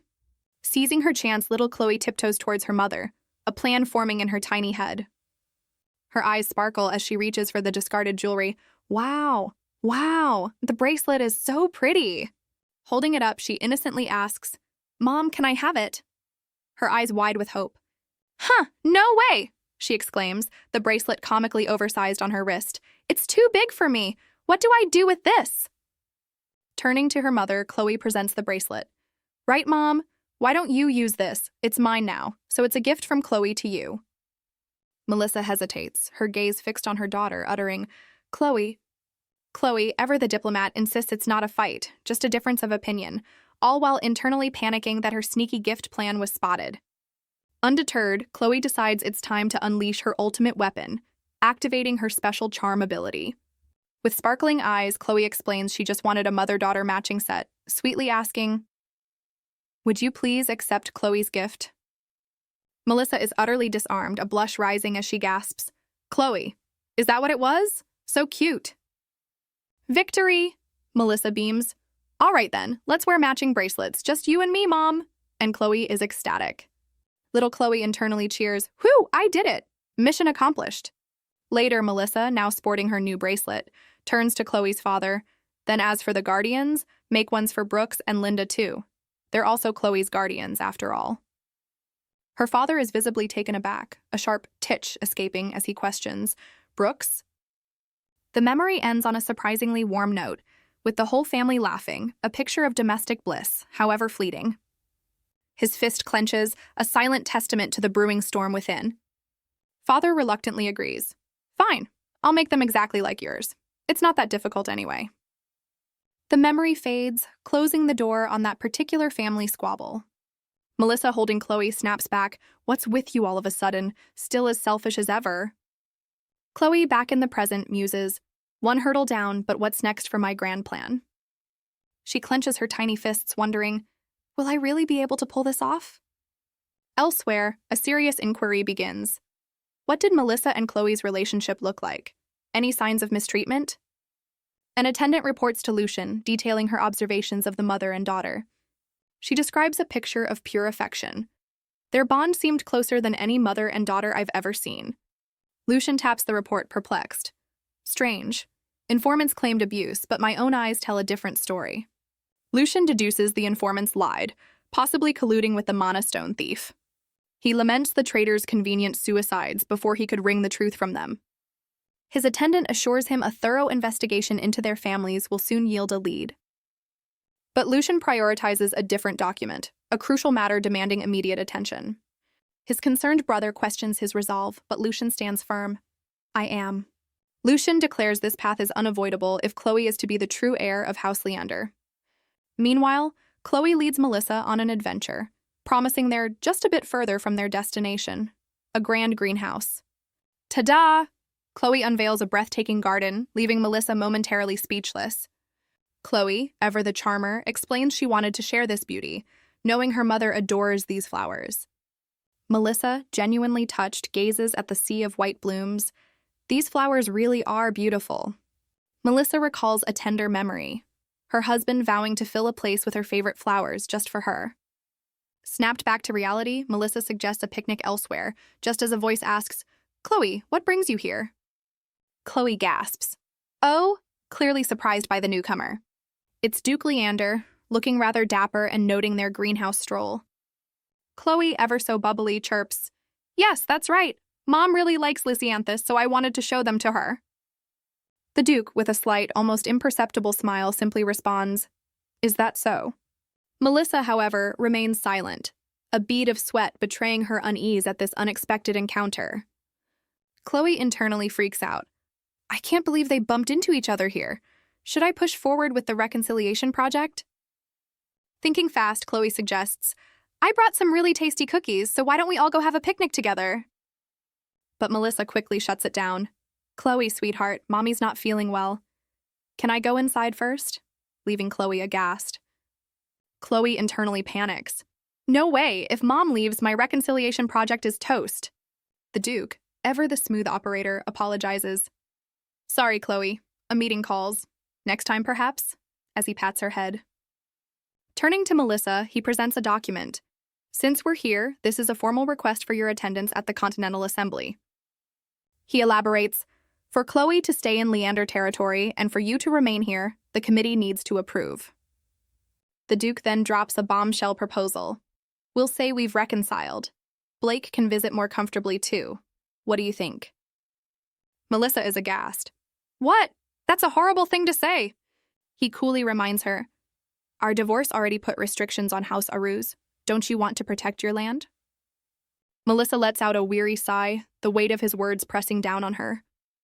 She concedes, fine, I understand, but know this is only for Chloe and the family. Chloe, overhearing, gasps, reconciliation! I never imagined this. If that's the case, I need to lock it in. Chloe, ever the sharp cookie, internally questions this sudden reconciliation, knowing her parents bicker constantly. Melissa, caught off guard, frantically denies any bad blood. Chloe, what are you saying? We're fine! To prove her point, Melissa yanks the Duke's arm, declaring, see, we're even linking arms. Totally friendly. She whispers to a blushing Duke, smile, Lucian. It's just a bit awkward since we just made up, right? Chloe internally cheers, success! Now they can't fight in front of me anymore. Seizing the moment, Chloe asks, Mom, to celebrate us being a family again, can you grant me one wish? She coyly continues, you know, for when we all go to the Continental Assembly together. Fast forward to the assembly day. Melissa, stunning in a new gown, gasps, I can't believe this! Overcome with emotion, Melissa muses, I must have saved a nation in my past life to have such an adorable daughter. Even the maids are starstruck, one gushing, my lady, you're too adorable, while another declares it the peak of her career. Chloe, ever so humble, brushes off the compliments. Oh, you're all exaggerating too much. But she can't hide her delight, beaming as she thanks everyone for their kind words. A voice from behind a grand door asks the pivotal question, are you ready? Duke Lucian, looking dapper in a coordinated outfit, announces, then let's head out. He gallantly offers his hand to a surprised Melissa, also in matching attire, as the carriage awaits. Lucian, caught off guard by his own chivalry, sheepishly admits, I did it out of habit again. Chloe, seizing the moment, grabs both their hands. All right, now we're all going to the Continental Assembly together, right? She beams, declaring that their matching outfits make them feel like a real family, thanking them for her wish. Her parents exchange a look, a silent acknowledgement of their daughter's successful maneuvering. Walking hand in hand, Lucian concedes with a smile, you're right, Chloe. The Leander family carriage speeds through the forest, their grand journey to the Continental Assembly now in motion. Chloe, eyes sparkling with excitement, presses against the window, realizing this is her first conscious trip outside their territory. How long till Eagle territory, Dad? She chirps, to which Lucian casually replies, oh, about 10 minutes. A mere 10 minutes? The Duke explains their express route, a long-distance teleportation mana stone just outside the castle. Chloe's imagination ignites. Teleportation and a visit to the original heroine's home? This adventure is leveling up. Lucian advises Chloe to take her seat as their magical express is about to depart. A brilliant blue light envelops them, and Chloe can't help but exclaim at the incredible teleportation magic. Their carriage becomes a beacon of light, warping through dimensions towards their destination. With a final flash, they've arrived, the grand estate of the Eagle territory materializing before them. Woo, so this is Eagle territory, Chloe marvels just before a sudden wave of dizziness washes over her. Chloe suddenly slumps, a wave of lightheadedness hitting her as Melissa calls out in concern. Panic flashes across Melissa's face as she urges her daughter to snap out of it. Chloe faints, terrified she'll transform into a rabbit again, as Melissa cries out her name. Melissa catches her unconscious daughter, her expression etched with worry for the suddenly frail child. Lucian calmly explains that such potent magic stones often leave first-time users a bit disoriented. A distressed Melissa asks if Chloe must endure this every time, but Lucian assures her it's a one-off first-timer issue. Just as her father predicted, Chloe's dizziness begins to subside, her eyes fluttering open. Chloe frantically pats her head, relieved to find no telltale rabbit ears sprouting. Oh my, Chloe, are you okay? Melissa asks, relieved, as Chloe confirms she's feeling much better. Melissa checks her daughter's temperature, but Chloe, beaming, insists she's perfectly fine now. A voice questions if Chloe's symptoms are unique to direct lion family descendants. Lucian, with a flicker of unease, firmly states Chloe can't possibly be a direct lion descendant, urging not to get hopes up. The scene shifts to the magnificent, sprawling estate of the Eagle territory, ready for the assembly. An imposing eagle statue stands guard, a symbol of the host territory's might. A booming announcement heralds the grand entrance of Ian Leander, Duke Lucian, Princess Chloe, and Princess Melissa. Whispers ripple through the crowd. That's the child of prophecy, Chloe, right? Chloe, with a hint of blush, steps forward, the center of attention. A scandalous rumor circulates amongst the nobles. I heard she's being mistreated. Oblivious to the gossip, Chloe beams, thinking she looks extra adorable today, all dressed up. Chloe, sensing the atmosphere, contemplates whether now is the time to reveal her special ability. Chloe, with wide, innocent eyes, sweetly asks, excuse me, are you talking about me? The gossiping nobles are instantly flustered, one stammering, oh no, I wasn't. Smitten by her cuteness, the nobles agree. Best not to whisper when the subject can clearly hear them. Chloe giggles, thinking her adorable display should definitely help squash those nasty abuse rumors. As they walk, Chloe's thoughts drift. By the way, seated and looking around, Chloe marvels, it's amazing. This is the first time I'm meeting so many people from different races. Her eyes widen in recognition as she spots a particular figure. Oh, that person is... A man approaches with a distinct limp, leaning on a cane. Someone from the Eagle family. The herald announces Lord Sunrider Grevis of the Grevis family, and Chloe gasps. It's the original female lead's dad. A flashback reveals his heroic past. He lost an eye saving a child and gained a limp protecting his wife. Chloe recalls Lord Grevis's reputation from the novel, a man of unparalleled integrity. She's utterly starstruck, finally meeting the impressive Lord Grevis she's always admired. A sudden thought strikes Chloe. If the original heroine's father is present. Then the herald announces the arrival of the Grevis family's young lady.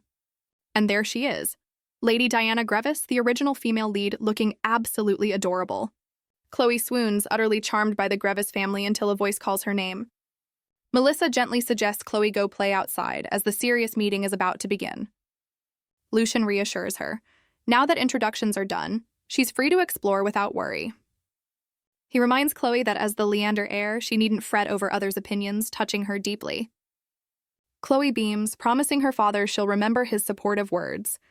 Chloe realizes children are usually just introduced, not part of the serious adult talks, a new rule for her. But this setback sparks a brilliant idea. It's prime time to befriend the other noble kids. She recalls the original story, where other families villainize the Leanders and a ruse for prophecy drama. Even when the Leander-Aruz feud exploded into full-blown conflict, the other families just watched.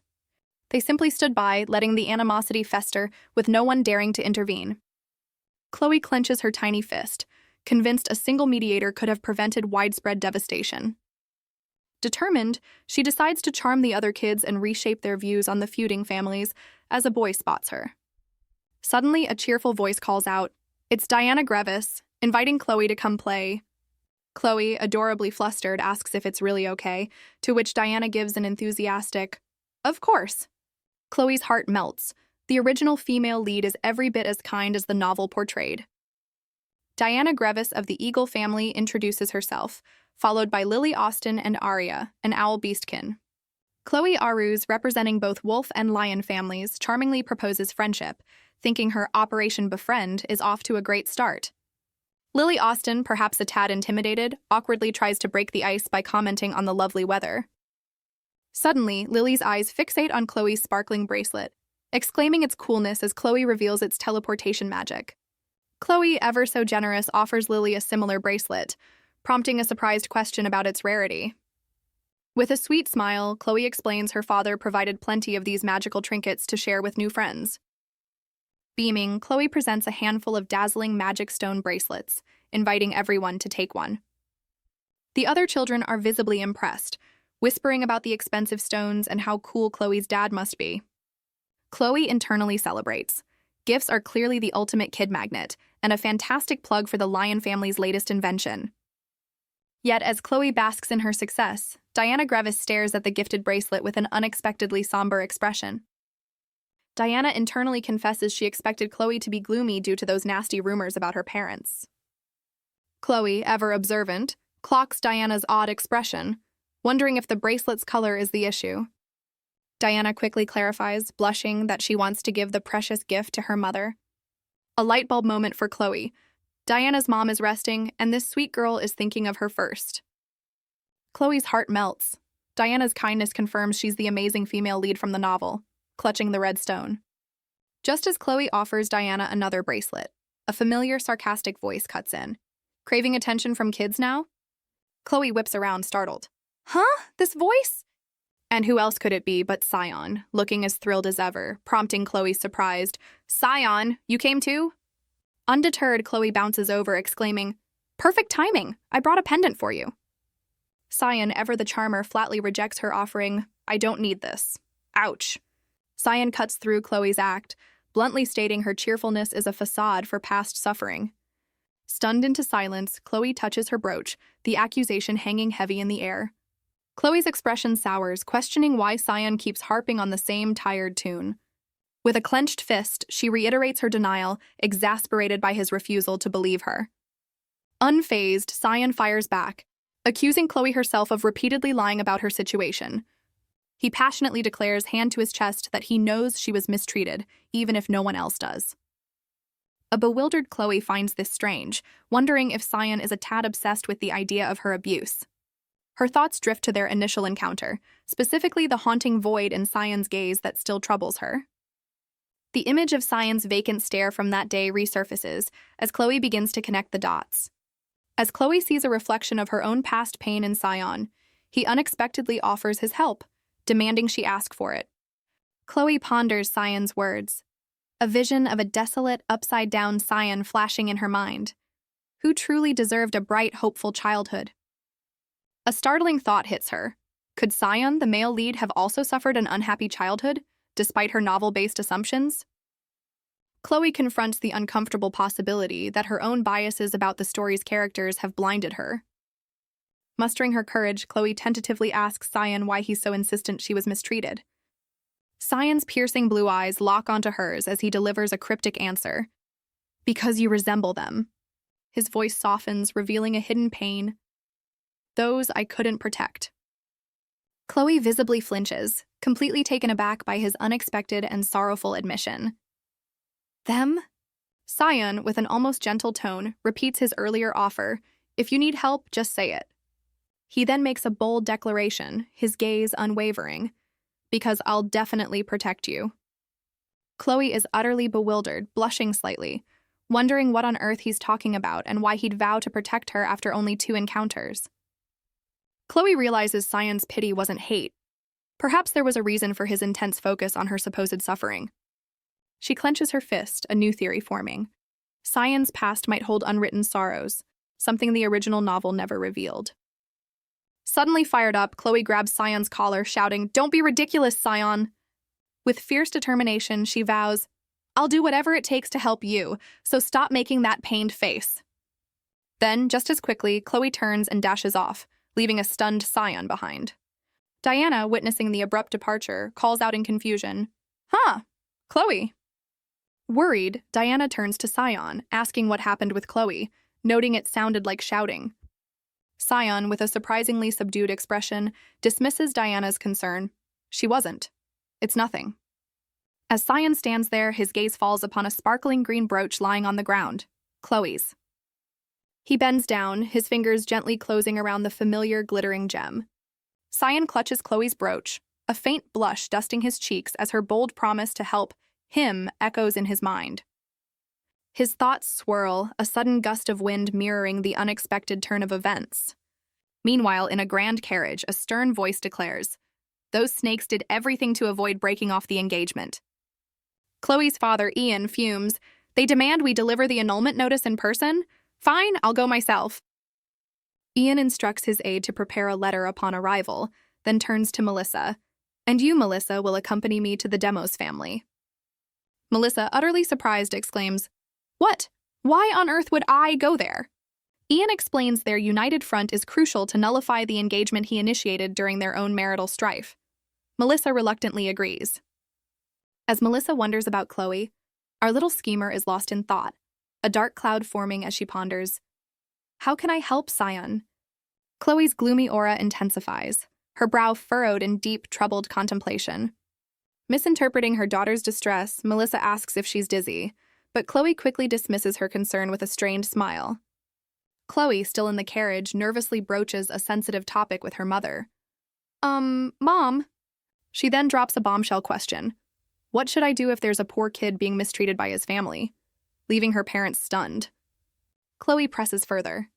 Is there a way to take that child out of his family? As Melissa tries to interrupt. A worried Melissa asks, Why are you asking about that? Did something happen? Chloe quickly dismisses their concern with a flustered, No, I was just curious, that's all, while Ian observes her keenly. Ian, with a serious expression, explains, Even if mistreatment is suspected, other families can't directly interfere.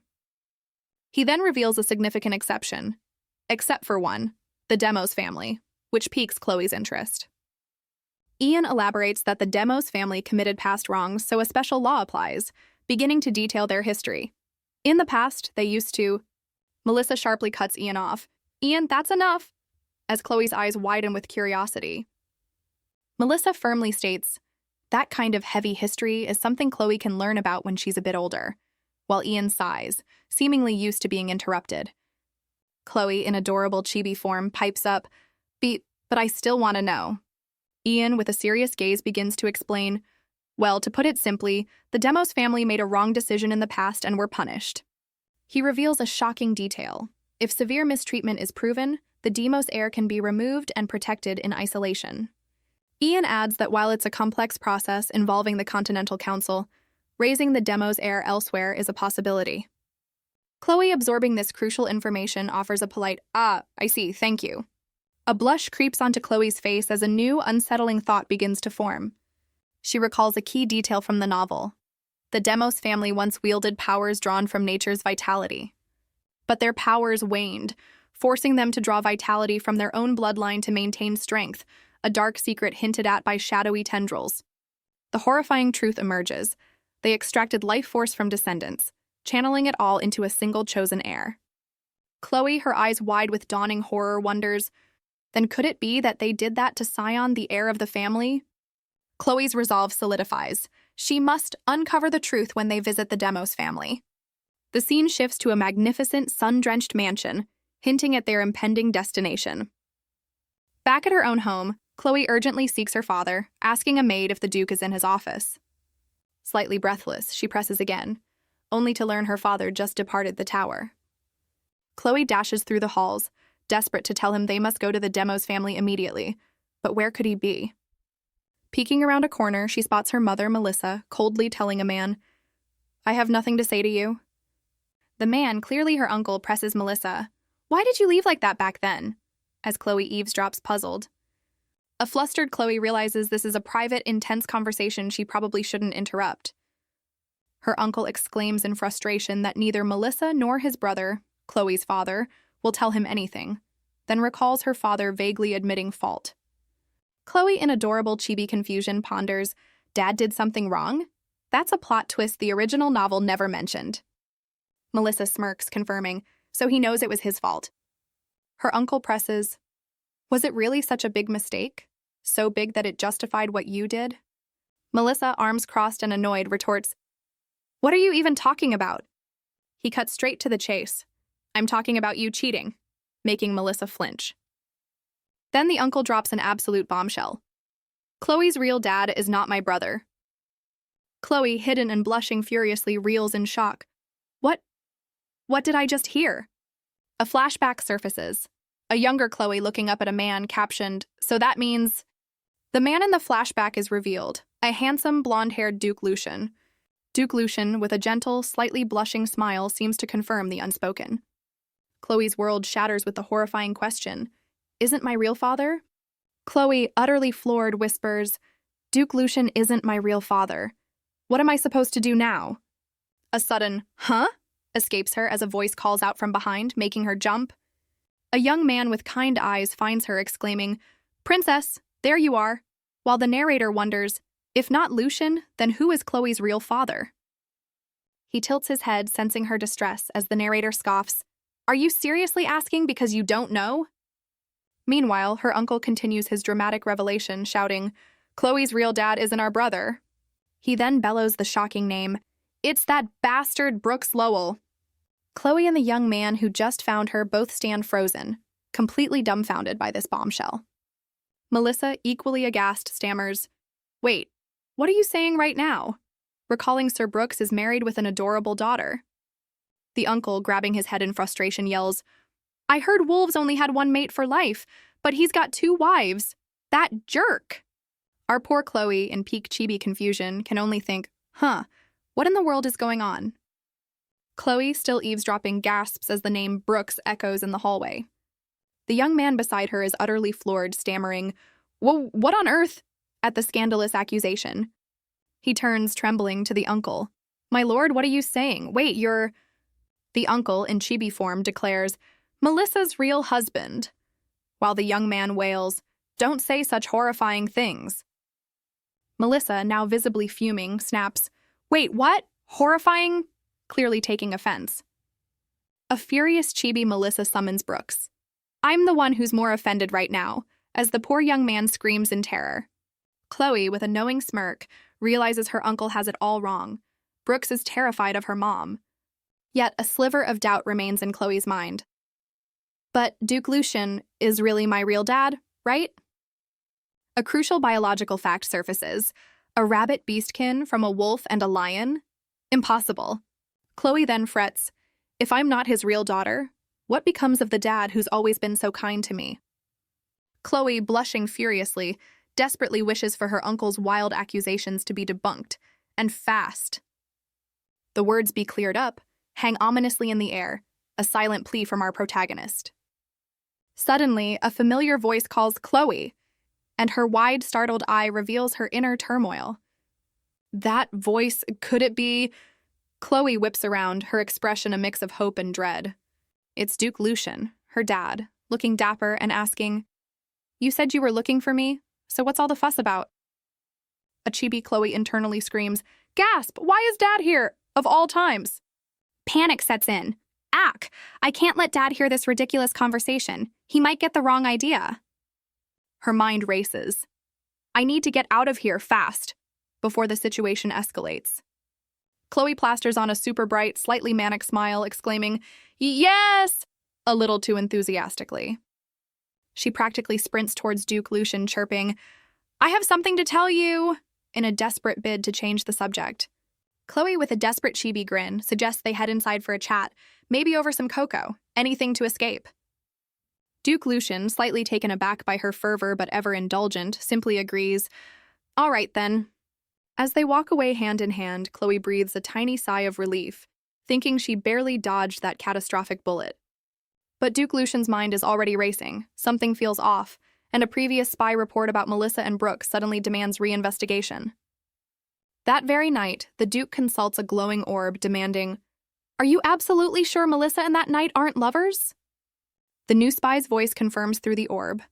Lady Melissa has been entirely uninvolved since her divorce, from the very beginning. Duke Lucian processes this, his expression hardening. "I see. Contact me if anything new surfaces." His fist clenches, knuckles white, betraying the storm of emotions brewing beneath his calm exterior. "Unbelievable," he despairs. "I thought Melissa betrayed me, but she didn't? Then what was all my suffering for?" His pained gaze narrows as he questions the false reports, and we glimpse the shadowy figures of the deceitful spies who started it all. The Duke recalls the spies hailed from the prestigious Eagle family, known for their unwavering integrity.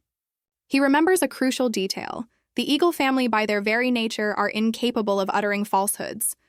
These messengers of the honest God, despite waning powers, still held the gift of foresight. Their sacred duty included interpreting divine prophecies, a task demanding absolute truth. As conduits for the word of God, honesty was not just a virtue, but their very essence. Born with an unbreakable vow of truthfulness, any deviation, any lie, carried a terrible price. To speak falsely meant invoking a horrifying curse, one that would literally tear their bodies asunder. Lucian grapples with this paradox. If they can't lie, then how could they have deceived me? Now His world thrown into chaos, the Duke whispers his despair. Don't know what to believe anymore. Meanwhile, a grand carriage makes its way through a sun-dappled forest, hinting at new arrivals or departures. Inside the carriage, Duke Lucian sits stoically, while Chloe senses the heavy air between them. A tiny, worried Chloe internally groans, "Ooh, wah! The mood's really gloomy again today." Suddenly, the carriage jolts, and Chloe lets out a surprised, "Ack!" Her father asks if she's all right, and Chloe, though startled, quickly reassures him, "Yeah, I'm fine." Peering out the window, Chloe gasps in awe, "Whoa, is that the Demos estate?" Duke Lucian glances out, his expression unreadable but hinting at the gravity of their destination. He confirms her guess with a grim tone. Yes, that's the Serpent family's estate, the Demos fortress. As the imposing, almost menacing castle looms closer, Chloe can't help but think, even their castle looks scary. Her thoughts turn to her friend, a worried expression crossing her face as she wonders, will Sion be okay? A fervent wish escapes her. I really hope nothing bad happens, as apprehension fills her. The imposing Demos fortress, home to the Serpent family, looms under a bright sky. A woman in elegant heels takes a determined step onto a plush crimson carpet. Inside, she approaches a man, presumably Lord Demos, who gazes out a grand window, his posture rigid. The woman Abigail reports, "The Leander family's carriage just crossed into our territory." Lord Demos turns, a chillingly calm smile playing on his lips. "Is that so?" as a dark aura emanates. He then directs Abigail's attention elsewhere. "More importantly, look at that, Abigail," gesturing below. Down in the training grounds, a young scion, battered but resolute, swings his wooden sword with fierce determination. Abigail observes Scion critically, noting with concern, "His form is shaking." Lord Demos callously remarks, "Well, he hasn't slept or eaten in days while training," his hands clasped tightly. Abigail suggests a reprieve. "His efficiency is dropping, we should let him rest." But Lord Demos coldly dismisses it. "No, that is not necessary." Lord Demos, with a chilling smile, reveals they've made sacrifices to forge Sion's strength, insisting he must endure. He declares this brutal path is the only way for the Demos family to achieve ultimate power. Just then, the Leander family's grand carriage rolls through the imposing gates of the Demos estate. Lord Demos, a glint in his eye, adjusts his cravat, preparing for his guests. He coolly tells Abigail it's time to welcome the Leanders, who dared to sever ties with the Serpent family. Down in the training yard, Sion abruptly halts his relentless practice, a sudden awareness dawning. He turns, sweat dripping, his gaze sharp as if sensing a shift in the air. Sion stands, wooden sword still clutched, a complex mix of exhaustion and anticipation on his bruised face. Meanwhile, Chloe fumes in a separate room, frustrated by her inability to help Sion, feeling utterly powerless. A quick flashback shows her mother gently ushering her away, leaving Chloe to fret alone while the adults talk. Back in her room, Chloe's cheeks are puffed out in a pout as her maid Isabel tries to cheer her up. With a huff, Chloe dismisses Isabel's attempts, declaring she's not in the mood for fun unless it involves helping. Suddenly, a light bulb goes off in Chloe's head, her expression shifting as an idea sparks.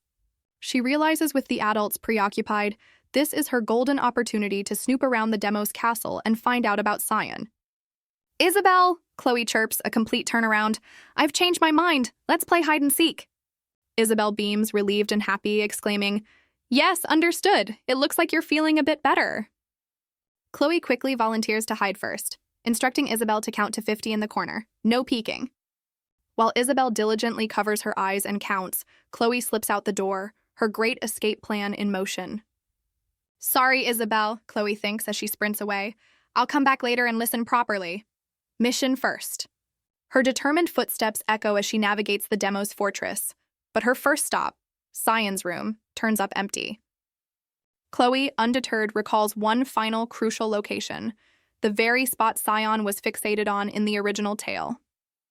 A quick flashback shows a younger, red-haired Chloe urging Sion to leave Demos Castle, but he stubbornly refuses. "I have a place to go." The past Sion, resolute, ignores her plea, his destination already set in his young mind. His determined voice echoes, "To the basement. I must go there," as an imposing dark entrance looms. Back in the present, Chloe clenches her fist, knowing Sion's deep connection to this mysterious basement. She faces a formidable sealed door, certain Sion frequented this very spot. "All right, Chloe," she mentally preps. "Time to be brave and head inside."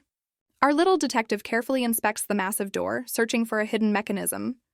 Her foot presses down on a loose floor tile, and a subtle click echoes in the corridor. With a resounding thud, the heavy lock disengages. The path forward is now open.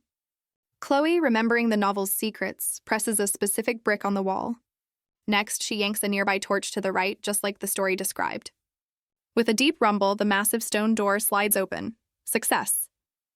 Heh heh heh, she mentally cheers. This is the perk of knowing the future. But her triumphant smirk vanishes as her eyes widen at the sight within. Before her stands a strange glowing green cylindrical tank amidst complex machinery. Pipes and wires snake around the ominous device, hinting at its unknown purpose. No matter how she looks at it, the contraption screams, "Dangerous experiment." Her face pales as the chilling realization hits. It's a laboratory. Peering closer, she notices the control panels are spotless. It's actually clean, like it was used just recently. Just as Chloe processes the lab's recent use, a faint noise makes her jump. What is that sound? Her emerald eyes dart around, a shiver of apprehension running down her spine. Is someone there? Curiosity battling caution, Chloe cracks open a nearby door, peeking into the dimly lit passage. Footsteps echo from the corridor, and a hushed voice drifts out. Just wait a moment. Chloe claps a hand over her mouth, her eyes wide with recognition. This voice! It's Sion, attempting to pick a heavy lock on a cell, murmuring promises of rescue to someone unseen. Chloe's mind races. A lock? Who could possibly be trapped in here? Her breath catches as she glimpses through the bars, a gasp stifled by her own hand. Inside, a small bandaged figure huddles, an injured child, imprisoned in the darkness. But the truly shocking part? Chloe stares, utterly bewildered. Does he look exactly like Sion? Startled by the noise, Sion whips around, sharply demanding, "Who's there?" He stands defensively, sword in hand, as Chloe stumbles into view, caught red-handed. Sion's eyes widen in disbelief. "Chloe Aruz, what on earth are you doing here?" Chloe, ever the quick thinker, feigns innocence. "Oh, hi, just, got a little lost, you know." Ignoring her flimsy excuse, Sion urges her away. "This place is dangerous, Chloe. Go back to your family." He then adds a grave warning. "And it's best you forget everything you've seen here." Sion's voice drops. "Otherwise, you could find yourself in serious trouble." Chloe, seeing the torment in his eyes, promises, "Don't worry, Sion. Your secret's safe with me." She then questions his lockpicking. "You're trying to open that, right? Can't you just break it?" Prompting an irritated Sion to repeat, "I told you to leave." Sion's fist clenches, a silent but hanging in the air, revealing his own desperate struggle. Chloe puffs her cheeks, insisting, "It's better to do it together than alone. Let me help you." Sion, still fiddling with the lock, looks up, a flicker of surprise in his blue eyes. He explains the lock is sealed with special magic, impervious to mere physical force. Chloe blinks. "A special kind of magic?" she murmurs, already thinking. "But Sion," she begins, reaching into her dress, "I think you forgot something." With a triumphant glint in her eye, Chloe reveals a sparkling purple magic stone. "I'm the daughter of a family that makes these." "It's dangerous, so step back," she warns, her expression serious. A fiery blast erupts from the magic stone, engulfing the heavy lock in an instant. The magically sealed lock shatters into pieces from the force of the explosion. As Sion supports the freed child, Chloe asks, "Sion, by the way, are there others still trapped?" While he mutters about getting this one out. Sion's steely gaze dismisses Chloe's question. Escape is his only priority.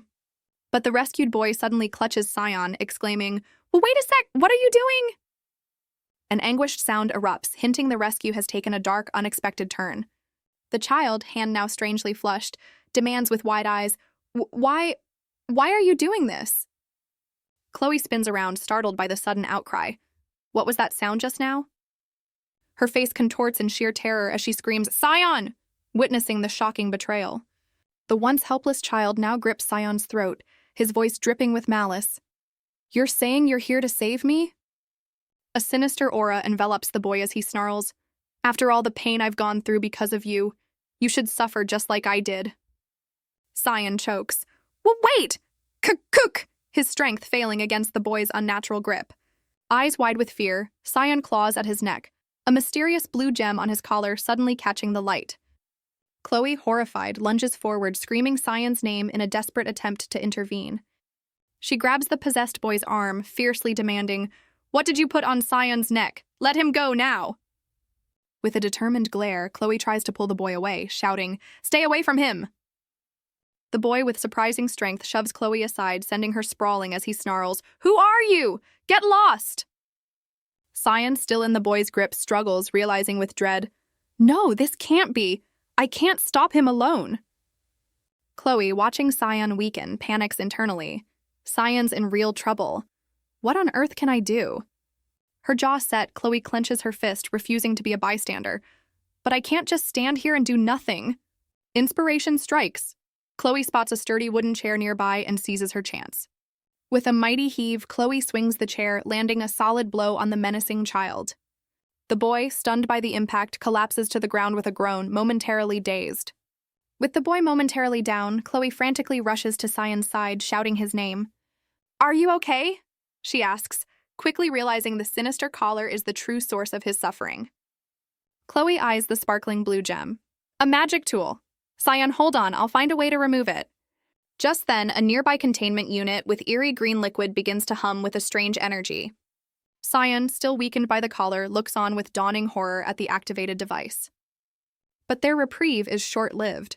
The rescued boy springs up, grabbing Chloe's ankles with a furious, "What do you think you're doing?"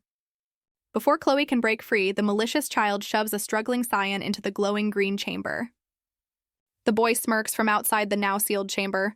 "Tusk, I did wish you'd come with me, but I never imagined you'd crawl in here yourself." "What are you doing? Open that door now," Chloe demands. "Cyan tried to save you. Why are you doing this?" "Save me?" The boy sneers, his hand on a control panel. "Because of him, my brothers and I were treated like dogs. Of course he must pay for his sins." Chloe's eyes widen in horror. "Ah, no! He started the machine up." Desperate, she clenches her fist, a plan forming as she spots something on the floor. The boy, annoyed, turns from the controls. "Stop with the useless stun. What is this?" As a purple glint catches his eye. Boom! Another of Chloe's magic stones detonates, engulfing the control panel in a fiery blast. Staggering from the explosion, the boy yells, "Hey, what do you think you're doing? Who are you to interfere with my revenge?" Chloe fires back, "You're the one acting insane! Cyan wanted to help you!" Pointing a determined finger at the chamber, she demands, "Open that door at once," another magic stone already in hand. Her voice rings with a chilling promise. "Or next time, I'll use this magic stone on you." The boy, his face a mask of anguish, whispers, "I will never open it. How many of my friends are dead?" Chloe stands resolute, magic stone at the ready, as the boy slumps near the sparking, ruined controls. Chloe, wide-eyed, stammers, What? Why are you collapsing?" as the boy falters. The boy's feet give way, and Chloe anxiously wonders, "Don't tell me he's dead?" A sudden ominous sound makes Chloe gasp. What is that sound? She whirls around to see the green chamber glowing, exclaiming, "The machine is activating." Panic flashes across Chloe's face as she screams, "Hold on, Cyan, I'll save you!" Chloe desperately pounds on the chamber door, shouting, "Open! Damn it! Please open!" The reinforced door won't budge, and she thinks, this can't be the end. Just a bit more. Just as she's about to try again, a hand firmly grabs her arm, stopping her cold. Chloe looks down, a bead of sweat on her face, realizing, the bomb magic stone, I used it all up. Inside the eerie green glow, Cyan weakly calls out, "Chloe, this place is dangerous. Go back." Cyan, trapped, insists, "This encasement won't break, even with magic stones. Stop this nonsense and go." Chloe, tears in her eyes, presses against the glass, defiantly shouting, "No, I won't. I'll find some way, so—" Cyan gently tells her, "You've done enough," but Chloe's resolve only hardens. He pleads, "Don't feel guilty. Go back to your parents quickly. If you stay here any longer, I'll be dangerous." In that critical moment, Chloe vividly remembers the vow Cyan once made to her. A flashback shows a younger Cyan, his gaze firm, promising, "I will protect you no matter what." Chloe's hand trembles against the cold chamber, a single tear tracing a path down her cheek. Her inner voice rings with newfound determination. "This time, I will protect you, Cyan." Facing Sion, she declares, "I'll get the adults, so you absolutely mustn't die." With a swift turn, Chloe races off, her mind set. "I have to go get help right now." Chloe skids to a halt, her face flushing with panic as she stares ahead. "Whoa, what should I do?" she thinks, realizing the explosion sealed off the exit with a pile of rubble. Frantically, Chloe scans her surroundings. Is there any other way out? Huh? Her eyes land on a small, glowing opening amidst the debris. "There's a hole over there." A determined glint sparks in Chloe's eyes, a new plan forming as she clenches her tiny fist. "If it's that size, I can crawl through," she realizes, a magical aura flaring around her. Inside the chamber, Sion, still weak, blinks as a bright light appears. What is this light? His blue eyes widen, reflecting the sudden, unexpected illumination. Emerging from the light, a fluffy white rabbit hops into view. Sion stares, a thought dawning. Chloe? Is a rabbit beastkin? Even so, thank goodness. Sion, relieved, realizes Chloe has escaped, thinking, she made it out safely. Meanwhile, back at the palace, a worried murmur fills the grand hall. Chloe's father paces, distraught, as a handmaiden confesses they've searched for an hour with no sign of the princess. Lord Demos casually dismisses their concern. It seems the princess got lost playing hide-and-seek. They'll find her soon enough. With a smug look, Lord Demos addresses Chloe's anxious father. Chloe's father glares, internally warning Demos, if there's so much as one scratch on Chloe's body, you must be prepared for the worst. Demos scoffs inwardly, stupid cat fools blaming me, while outwardly promising to locate her quickly. He then smoothly suggests, the engagement annulment can wait. Finding the princess is the priority. Suddenly, Lord Demos's composure breaks as he looks down, utterly bewildered. Huh? A tiny, fluffy white rabbit, Chloe in disguise, tugs insistently at his pristine trousers, leaving him to question, rabbit? Lord Demos, utterly baffled, mutters, "Why is a rabbit wandering around my castle?" Poof. Chloe, back in human form and draped in a sheet, exclaims with relief, "It worked!" Lord Demos's eyes narrow, a glint of sudden, sharp understanding sparking. A sinister smirk spreads across Demos's face as he sneers, "Ha! So the Leander princess is a rabbit beastkin?" Chloe, clutching her makeshift toga, dashes through the grand hall, shouting, "Mom!" She leaps straight into her mother's embrace, who cries out in shock, "Good heavens, Chloe!" Her mother questions her disheveled state, but Chloe urgently blurts, "That's not important. Sion is trapped in a lab in the basement." Hearing Chloe's desperate plea, Lord Demos visibly flinches, his cool facade cracking. Before he can fully process, Chloe grabs his wrist with surprising strength, exclaiming, "Huh?" Demos stares down at her, feigning ignorance. "Wait, who is trapped, and where?" With a determined tug, Chloe leads her mother and the others down the shadowy stairs. Chloe's mother, radiating authority, commands, "Everyone, step back," as she prepares to act. A powerful blast erupts from the Queen's direction, clearing the rubble with fiery force. The eerie green glow of the hidden laboratory now fills the revealed ominous passage. Chloe's mother gasps, her golden eyes wide with disbelief. "What in the world is this place?" Lord Demos recoils, covering his nose as he mutters, "The smell of blood is overwhelming." "Over there!" Chloe cries, pointing a tiny, determined finger towards Sion's prison. Inside the humming, glowing green chamber, Sion sits, weak and trapped by the sinister machine. A shadow crosses the Queen's face as she recognizes the captive boy, her voice low. "Sion." "Ah!"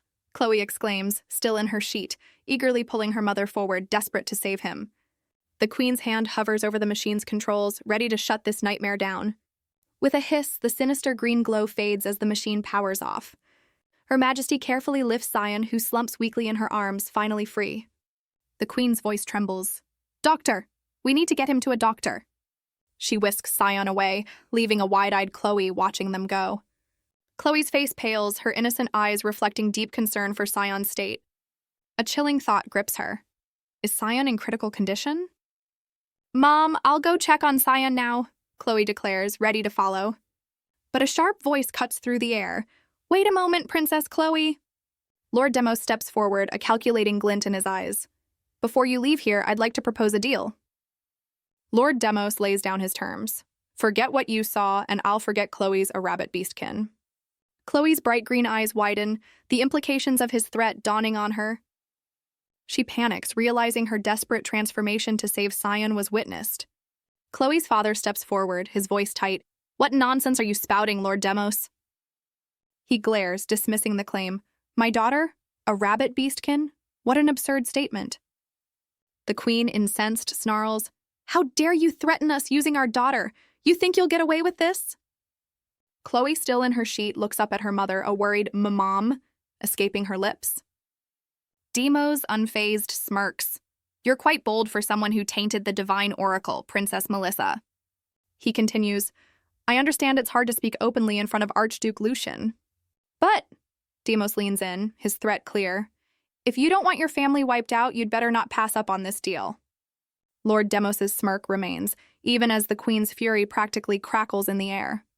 Chloe's father, Archduke Lucian, his hand on his sword, warns Demos that continued nonsense will create an international incident. Demos, ever the actor, raises his hands, feigning innocence. "Haha, please, I'm not looking for a fight." The queen, utterly disgusted, declares, "You're no longer worth speaking to." Turning her back, she challenges, "Doubt my legitimacy? Report me. Unlike your hideous deeds, mine will be easily cleared." The queen gently takes Chloe's hand. "Let's go, Chloe," leading her away from the toxic confrontation. Archduke Lucian casts one last chilling glare at Demos before following his family, his intent clear. Demos watches them depart, a dark amusement flickering in his eyes as he considers his next move. "They've made a decision they'll regret," Demos muses, a smug smile returning. "Well, I have a plan B anyway." He mentally notes the queen's genuine shock, deducing, judging by her reaction, she didn't know her daughter was a rabbit beastkin. Demos smirks, dismissing their defiance. "Well, that's not my concern." He gloats. "How lucky I am to have weaknesses of both the wolf and lion families now in the palm of my hand." His eyes gleam with anticipation. Things are about to get interesting. Meanwhile, behind ornate doors, Sion receives urgent medical attention. A doctor remarks on Sion's narrow escape. Still, he's quite fortunate. Sion lies weak in bed. His condition was dire, but his resilience pulled him through. Chloe watches over him, her small face etched with worry as she whispers, "Sion." Archduke Lucian makes a firm declaration to a stunned woman. "We'll take the child with us." The woman, likely Sion's mother, looks up in disbelief.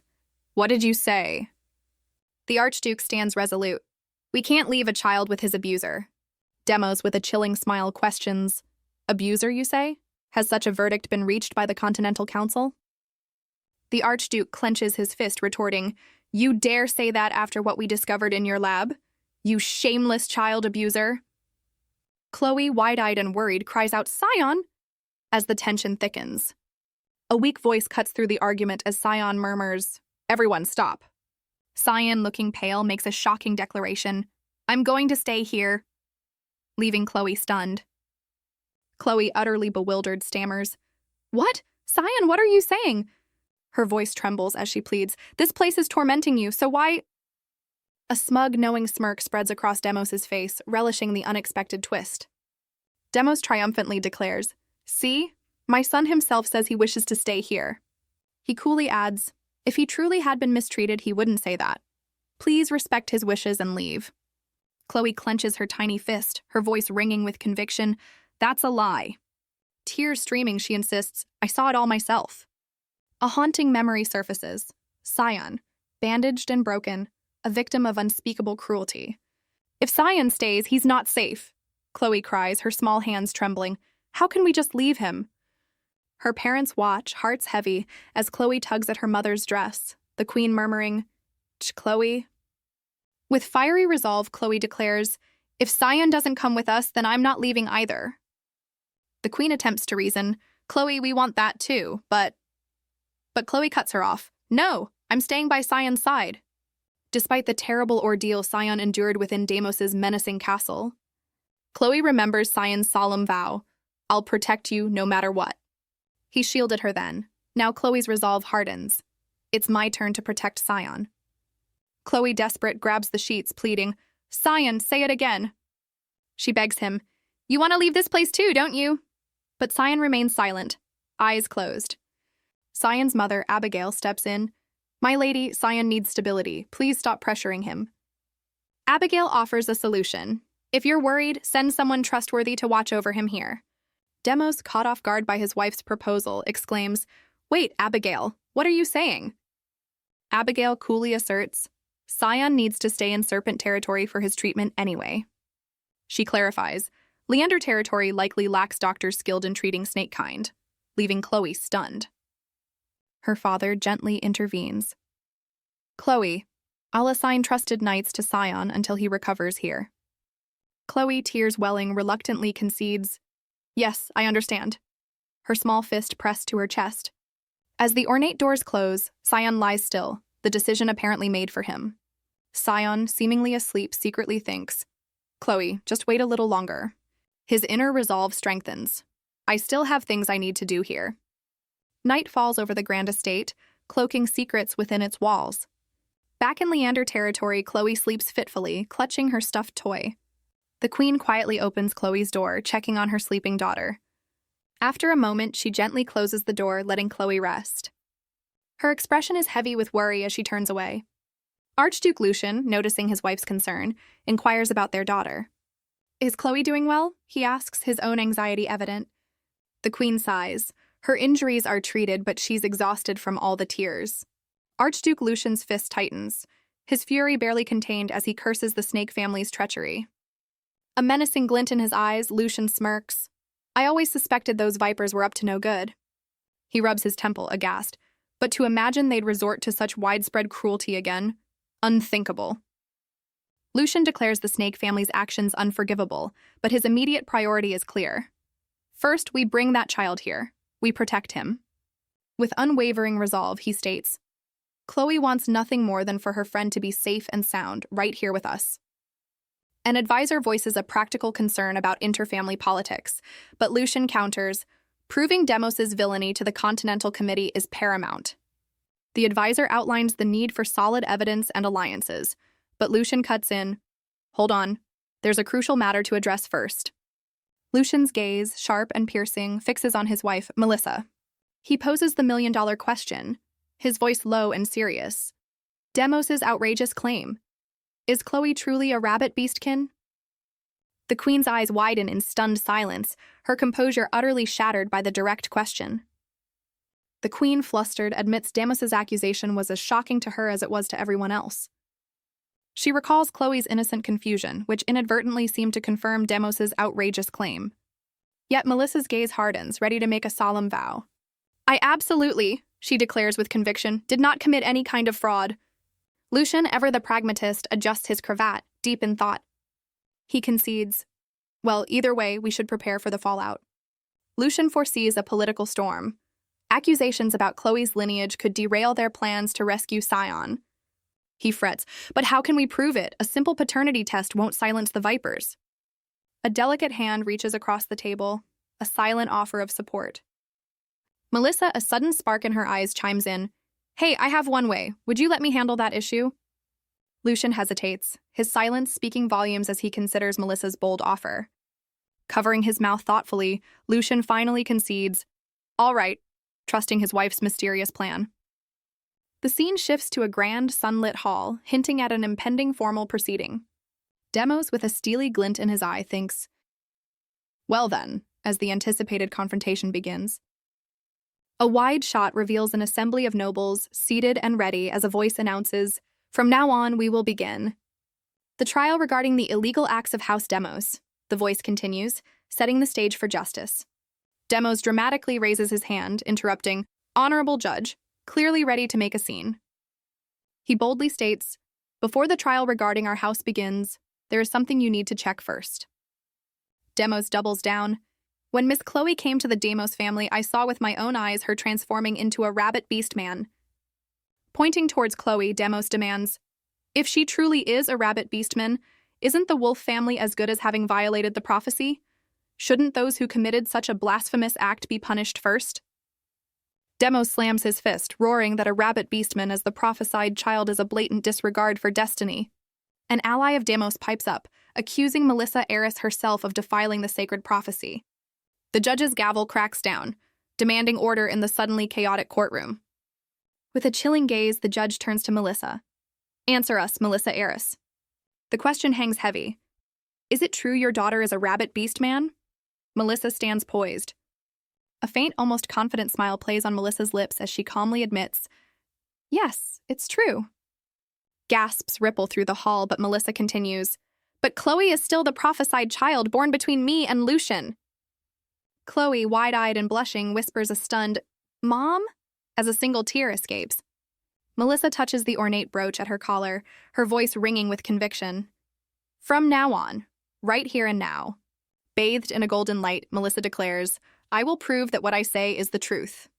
A noble scoffs, my goodness, a rabbit between a wolf and a lion. To lie like that, it's truly absurd. The same noble, hand to his mouth, ponders, what kind of proof could they possibly have in mind? Chloe, small and uncertain, looks up at her mother, whispering, Mom, as Melissa prepares her defense. Chloe's eyes widen in surprise, Lucian stoic beside her, as an unseen voice affirms, that's right. A firm hand lands on the table as a new voice declares, my younger sibling has not committed any wrongdoing whatsoever. Melissa's brother, Lord Eris, steps forward, documents in hand. First, on behalf of House Eris, we will submit ancestral records as evidence. Lord Eris presents the records to a skeptical Demos, stating, I hope you will accept it as evidence.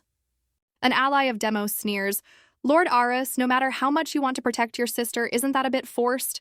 He continues his mockery, born as prey, unable to hunt, how is that a special ability? Chloe looks utterly dejected. Suddenly, Chloe gasps, her eyes wide with a dawning realization, wait a moment. Chloe, with a spark of defiance, asserts, even if I can't hunt, I have other talents. Demos listens, unmoved. She turns to Demos with a knowing smile. You witnessed them yourself, didn't you, Lord Demos? Chloe reminds him.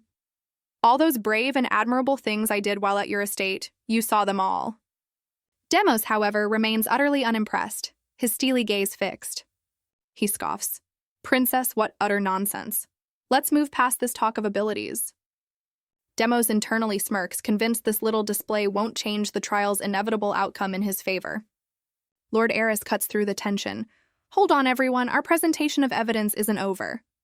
He addresses the judge, a mysterious chest in hand. Your Honor, I submit further proof. As the chest opens, a brilliant light emanates from within, revealing the Eris family's ancient treasure, the artifact of truth. A rival noble gasps, his composure shattered. Wait, the artifact of truth? Lord Eris explains the artifact requires a living being to place their hand on it, and if they speak truth, there's no reaction. But if they lie, Melissa calmly states, their entire body experiences a lethal risk of strangulation. A flashback shows Melissa confidently offering, I have a way to handle this, would you allow me to solve this problem? Lucian internally connects the dots. So, that's what you meant by saying you'd handle it? His fist clenches as he thinks. But Melissa, even so, risking your life. Melissa, hand on the glowing orb, declares solemnly, I, Melissa Leander, declare solemnly here that I gave birth to my daughter. Chloe Leander, with Lucian Leander, she continues, the artifact pulsing with light. And that there was no wrongdoing in the process, Melissa concludes her powerful statement. Her hand rests serenely on the artifact, which remains calm, emitting only a gentle, steady glow. Nobles murmur amongst themselves, since the artifact isn't reacting, it seems to be true, right? No one would risk that with the prophecy at stake.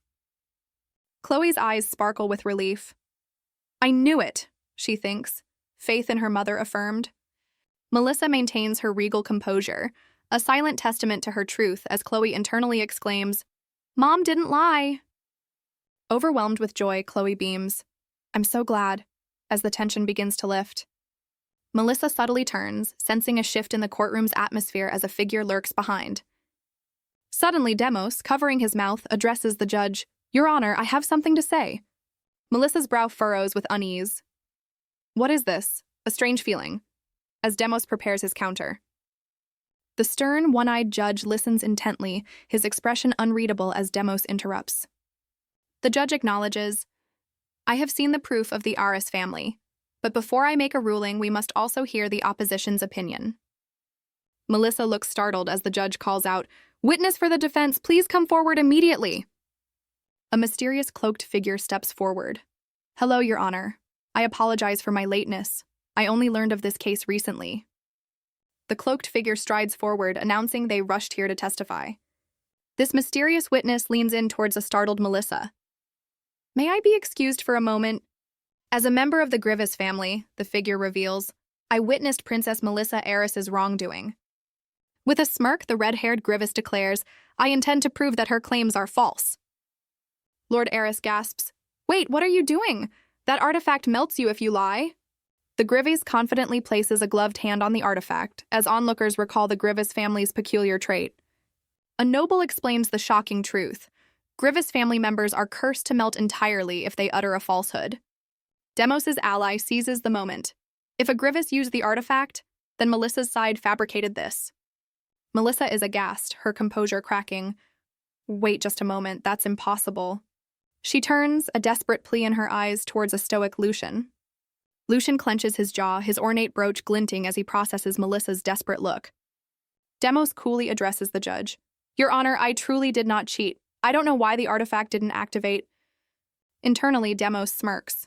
It's unfolding smoothly, just as Master said it would before the trial. The scene shifts, a title card declaring, "A few days ago." In a dark forest, a subordinate reports to a shadowy figure by a massive tree. The lion family plans to bring Sion Demos to their territory, making our sacrifice difficult. A scaly serpentine form slithers around the tree as a voice asks, "You're truly foolish, what should we do?" The eye-patched Sandrider Grievous suggests, "Just use the fact that the child of the Oracle is a rabbit beastkin," prompting his subordinate to clarify, "You mean Princess Chloe?" The Serpentine Master continues, "Yes. If we use that well, we can both protect our wealth and get rid of those bothersome Aris and Leander families." Sandrider Grievous, revealed as the mastermind, bows his head slightly. "Yes, Master."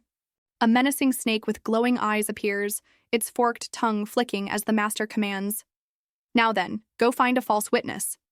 The Master's voice, cold and clear, "Prove Melissa Eris a fraud. You can manage that, can't you?" Demos, with a wolfish grin, vows to his master, "Leave it to me. I'll handle them all personally." The scene shifts. A gavel hangs, symbolizing the courtroom's dramatic turn.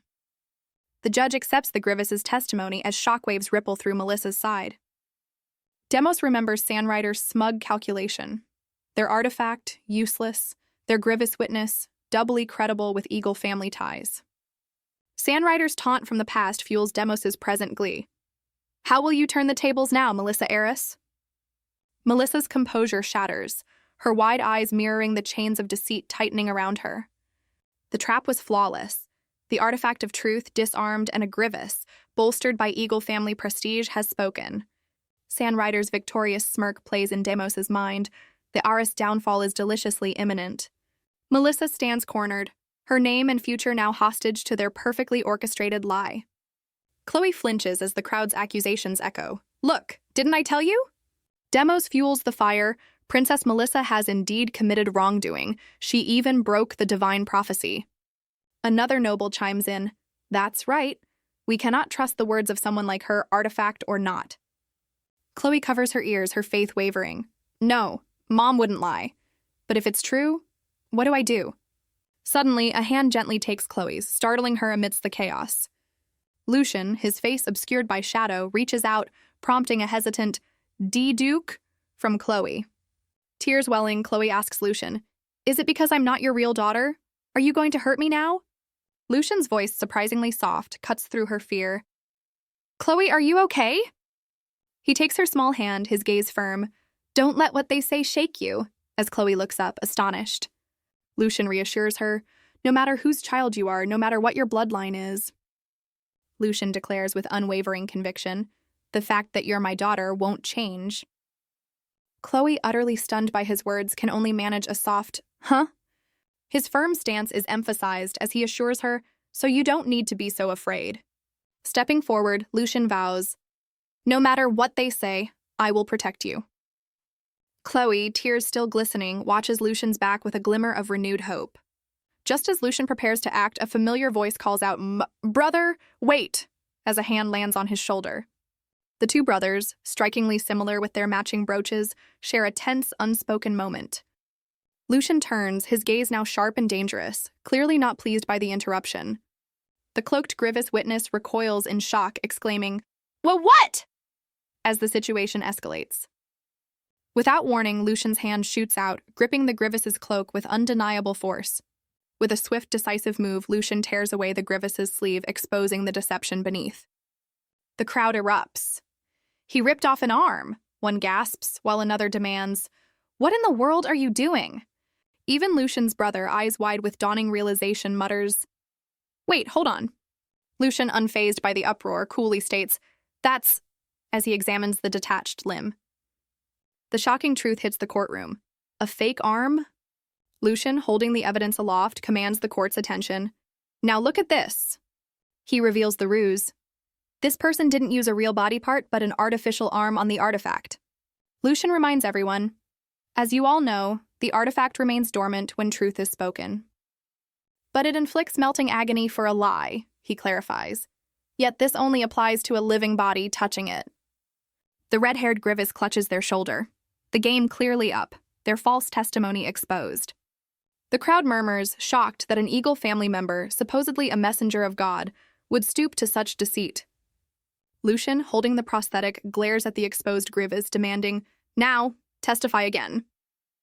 His voice cuts through the tension, this time with your real body part touching the artifact. The Grievous witness can only choke out a strangled "guh" as his deception crumbles. Defeated, the Grievous collapses, muttering, "Damn it," under Lucian's imposing gaze. Lucian and his brother watch the scene unfold, while Sandrider Grievous in the background looks utterly furious. A masked noble expresses the court's confusion. "The Eagle clan can't lie. What is happening?" The judge slams the gavel, roaring, "Everyone, remain silent," as chaos erupts. Whispers spread like wildfire. The Grievous knew the artifact would be used and planned this elaborate deception. With the courtroom in an uproar, the judge, gavel in hand, announces, "We will now take a short break." The court adjourns for a much-needed break, the sun shining brightly over the palace grounds. Chloe, alone in the courtyard, reflects on the courtroom chaos, barely recalling how the session even concluded. She ponders the Grievous's deceit, shocked that an agent of God would stoop to such courtroom theatrics. Chloe's mind races, recalling no mention in the original story of animosity between the Eagle, Wolf, and Lion families. This leaves her questioning the Grievous's motives for such a blatant lie, as Melissa approaches from behind. A gentle Chloe startles the young girl, who turns with a blush to face her mother. Melissa, her expression warm, greets her daughter, much to Chloe's relieved surprise. Melissa inquires if Chloe was frightened by the meeting, pulling her into a comforting embrace as Chloe denies being scared. Cutting to the chase, Melissa asks Chloe to finally open up about her awakening. Taking her daughter's hand, Melissa gently presses, "When did you first awaken as a rabbit?" Chloe, blushing furiously, confesses, "Even before my 7th birthday party." Melissa, taken aback, gently asks why Chloe kept it secret for so long, assuring her she's not in trouble. Her mother's heart aches. "It just hurts me thinking how much you must have worried all by yourself." Chloe looks up, a flicker of confusion in her eyes. "But Mom, you saw it too." Melissa, puzzled, asks, "Saw what?" With a heavy heart, Chloe begins, If I'm a rabbit beastman?" A flashback to the courtroom chaos. Accusations fly about a rabbit beastman defying the prophecy. The memory of Demos's voice echoes, "Melissa Arus has defiled the name of the prophecy." Chloe finally reveals her fear. Because Mom might get in trouble, leaving Melissa stunned. She explains her logic. Mom is a wolf and Dad is a lion, but if I'm the only one who's a rabbit, isn't that too weird? Tears welling, Chloe apologizes. "I'm sorry, Mom, for being a rabbit," as Melissa holds her hand tightly. Chloe's voice trembles, her small hand clutching at her chest as the weight of her secret spills out. Melissa envelops her daughter in a fierce hug, whispering, "Chloe, a universe of love in that single word." Holding her tight, Melissa firmly declares, "There's nothing weird about you at all." She continues, her love unwavering. "Rabbit, earthworm, whatever you are, you're my daughter, the one I cherish most." Melissa gently adjusts Chloe's collar, her voice soft but firm. "So from now on, if anything's ever too hard..." Chloe, tears streaming, looks up, her mother's unwavering support breaking through her fears. "You have to promise to tell Mom everything." A single tear traces a path down Chloe's cheek as she whispers, a world of emotion in her voice. Mom. Overwhelmed, Chloe buries her face in her mother's embrace, finally letting out a heartfelt, Mom! Through her tears, a smile emerges as Chloe realizes, yeah, rabbit or not, I'm still my mom's daughter. Clinging to Melissa, Chloe affirms, and that will never change, while an unseen figure watches their tender moment from afar. The hidden observer steps into view. An injured young man, a gentle smile on his face, thinking with relief, thank goodness, Chloe. A smiling face really suits you best.